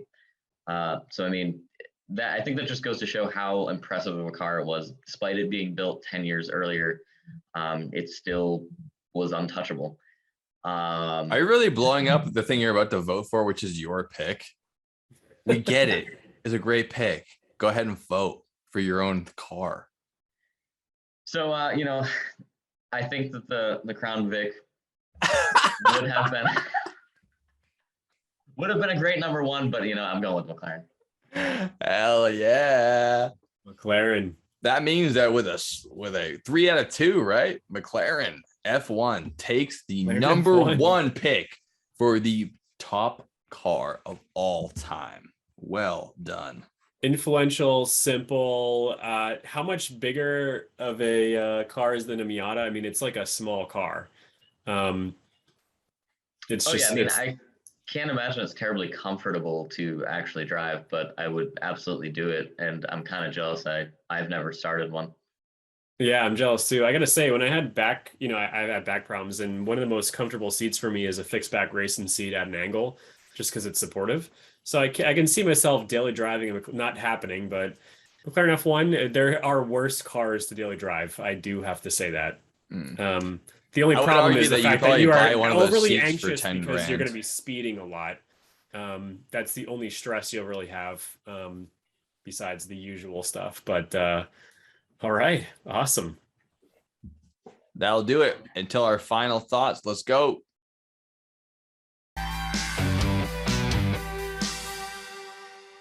We're going to start off with Mr. Kevin over here. And I think your last name is Waters by your name. You would think correct. Yes, Kevin Waters. Mr. Waters, could you give us your final thoughts on the top 10 cars? What do you think about the list? Do you think actually top six? I'm sorry, top 6. And also, I should pitch it over to Mr. Hatch, who has the top 6 list here. Could you read it off for the audience here before we give our final thoughts and wrap up the podcast, please? Thank you. Read them off for us, would you? So I can show it to you, just in case you want to look at it. And give us a read. We want to hear you say it. Yeah, let's hear you say it. Number 6, we have the Eldorado car hauler. The car hauler. Towing machine. At number 5, we have the Grumman Llv, aka the mail truck. Hell yeah. See them everywhere. Nobody knows it's called a Grumman, but now you know. At number 4, we have the E36 M3 European edition because it had the cool motor instead of the ladies motor that we got over here in the United States. Yeah. At number 3, we had the Lamborghini Miura, which was built by a man with a tractor. There we go. Number 2, we have the Tesla Model 3. And finally, to round this off, at number 1, we have the McLaren F1. There it is, That's McLaren F1 taking number 1. So it's on to Kevin to go down with his final thoughts on the top 6. What do you think about the list there, Kevin? Honestly, I know I voted for the McLaren for number 1, but if I could go back, I would definitely say Police Interceptor, Crown Vic, just personal choice ultimately. Right. But I think ultimately the list is pretty well-rounded, inclusive. I would think we definitely, if you'd have me back on this here podcast, which I would love to do, by the way. And we would. I think I would like to throw some more qualifiers into this, where we start throwing dollar values. You can't exceed $10,000, and you come up with a list that way. Ooh, that sounds like kind of like a lemons race. It sounds kind of tighten up the parameters a little bit. This time we had some really loose range to go in, dirt cheap cars to a $15 million Lewis Hamilton car. Yep. The range is wild, and I think we did a good job of kind of covering all the bases of the 6 to 1, and it's been fun. Had a good time. Yeah. Well, we do have a spoiler for a coming episode that Chris Hatch has been very eager to have, which is just based around EVs. So you guys are back. You guys are back soon. You want me for the EV one? Okay, cool. We definitely do. We know that you have some experience with EVs, right? Slight, yes. Chris Rich, what are your final thoughts? This is a blast. Definitely look forward to the next one. What do you think about the list? I think the list is great. I think it's a super bizarre concoction of different vehicles that suit all different things. But I kind of enjoyed that. Kevin's point is a really good one, that it probably would have made sense to put some parameters on this. Be like, this is the best municipal vehicle that could also be street registered or whatever. But this is also kind of fun to just screw around and talk about random stuff and, see what comes out of all of our heads, because there's a lot of knowledge in mind that is very rarely useful. So on the rare occasion that it can be applied, it's kind of enjoyable. So this was great. Thank you guys again for hosting. Of course. Yeah, absolutely. Thanks, Chris. Mr. Hatch, I'm no pressure, but I'm dying to hear your final thoughts. I want to hear Chris Hatch, his swing at final thoughts on the Dylan Joe Basement podcast. Well, I guess for my final thoughts, first and foremost, I'm just really excited to have had the opportunity to come on here. I've watched all previous 50 episodes. So, it's we're not worthy. We are not worthy. We need to be on the podcast. And I think that we had a great topic, and I think that the top 6 is pretty great. It's pretty well rounded. We've got helps that you won the number 1 slot, right? Doesn't it feel good? Well, I mean, you've won all the other ones, so it seemed befitting. So I know how it feels. It feels pretty great. Thrown you. Yeah, exactly. Yeah, but I mean, we had things from like couple $1,000 Grumman Llv all the way to $15 million McLaren F1 and anything and everything in between. And besides just the ones that made the list, I mean, I think that all the cars that we talked about are very cool and very influential in their own right. So exactly, all the votes were very good all around, all the picks, even the Dodo from the first round. Even the Jeep Grand Cherokee, which made an appearance, they're all good cars. They should have all won. Once you guys see the Dodo, you'll know what I'm getting at. So, it's I'm here for final thoughts. If it's my turn, is that cool, Joe? Oh yeah. All right. So first off, we wouldn't be anything without our guests. You guys are three of the best guests we ever had. Super pumped about cars. We had a whole other group of people, including all sorts of stuff that we share on Facebook that are just going to love to hear us talk about interesting cars. And we got, 6 times 5 cars, which is 30 cars to go about. I think our top list is best said by Chris Rich. Can't say anything better about it besides it's a, what'd you say exactly? Not a weird list, but a, I don't remember exactly, but stupendous. Right. Say stupendous list. Yeah. Like an oddball list of cars. In the future, we have more lists to come. We love the top 10 format with guests, and it's great. So the one thing I do have to mention, honorable mention, besides our buddy here with his list, which was a mix of different Chevy Trailblazers. We went through his list: Chevy Trailblazer, Oldsmobile Bravada, Buick Rainier, Isuzu Ascender, Saab 97X, and GMC Envoy. And for those of you who don't know what that is, they're all exactly the same car with almost like they're literally the exact same car that were rebranded by different manufacturers. Yeah. Different interior, different bumpers, different badges, the exact same car. It's a pride of the marketing department rather than engineering. And that strategy worked so well that not only are none of those models still in production, but 3 of the brands are out of business. So perhaps our exhaust robot here totally gets it. I do want to because it's final thoughts. I do want to mention the Toyota Hilux. This is a vehicle that has been, if there was a top 10 list by someone else, it would have been Top Gear. And they did have a whole segment of Toyota Hilux of trying to kill it. And they really couldn't. Like no oil, running on sand, and it still didn't die. So I just have to throw that out there. It didn't make the list for whatever reason, but that is a car that is definitely a top 6er, alternate list. Toyota Hilux, which in US is the Tacoma and the 4Runner. So awesome. That's it. I think McLaren F1, awesome pick. Super pumped to have that as number 1. So we'll see you guys. Let me get my final thoughts. Oh, sorry. I thought you did it already. No, you don't have to go last. Go on. All right.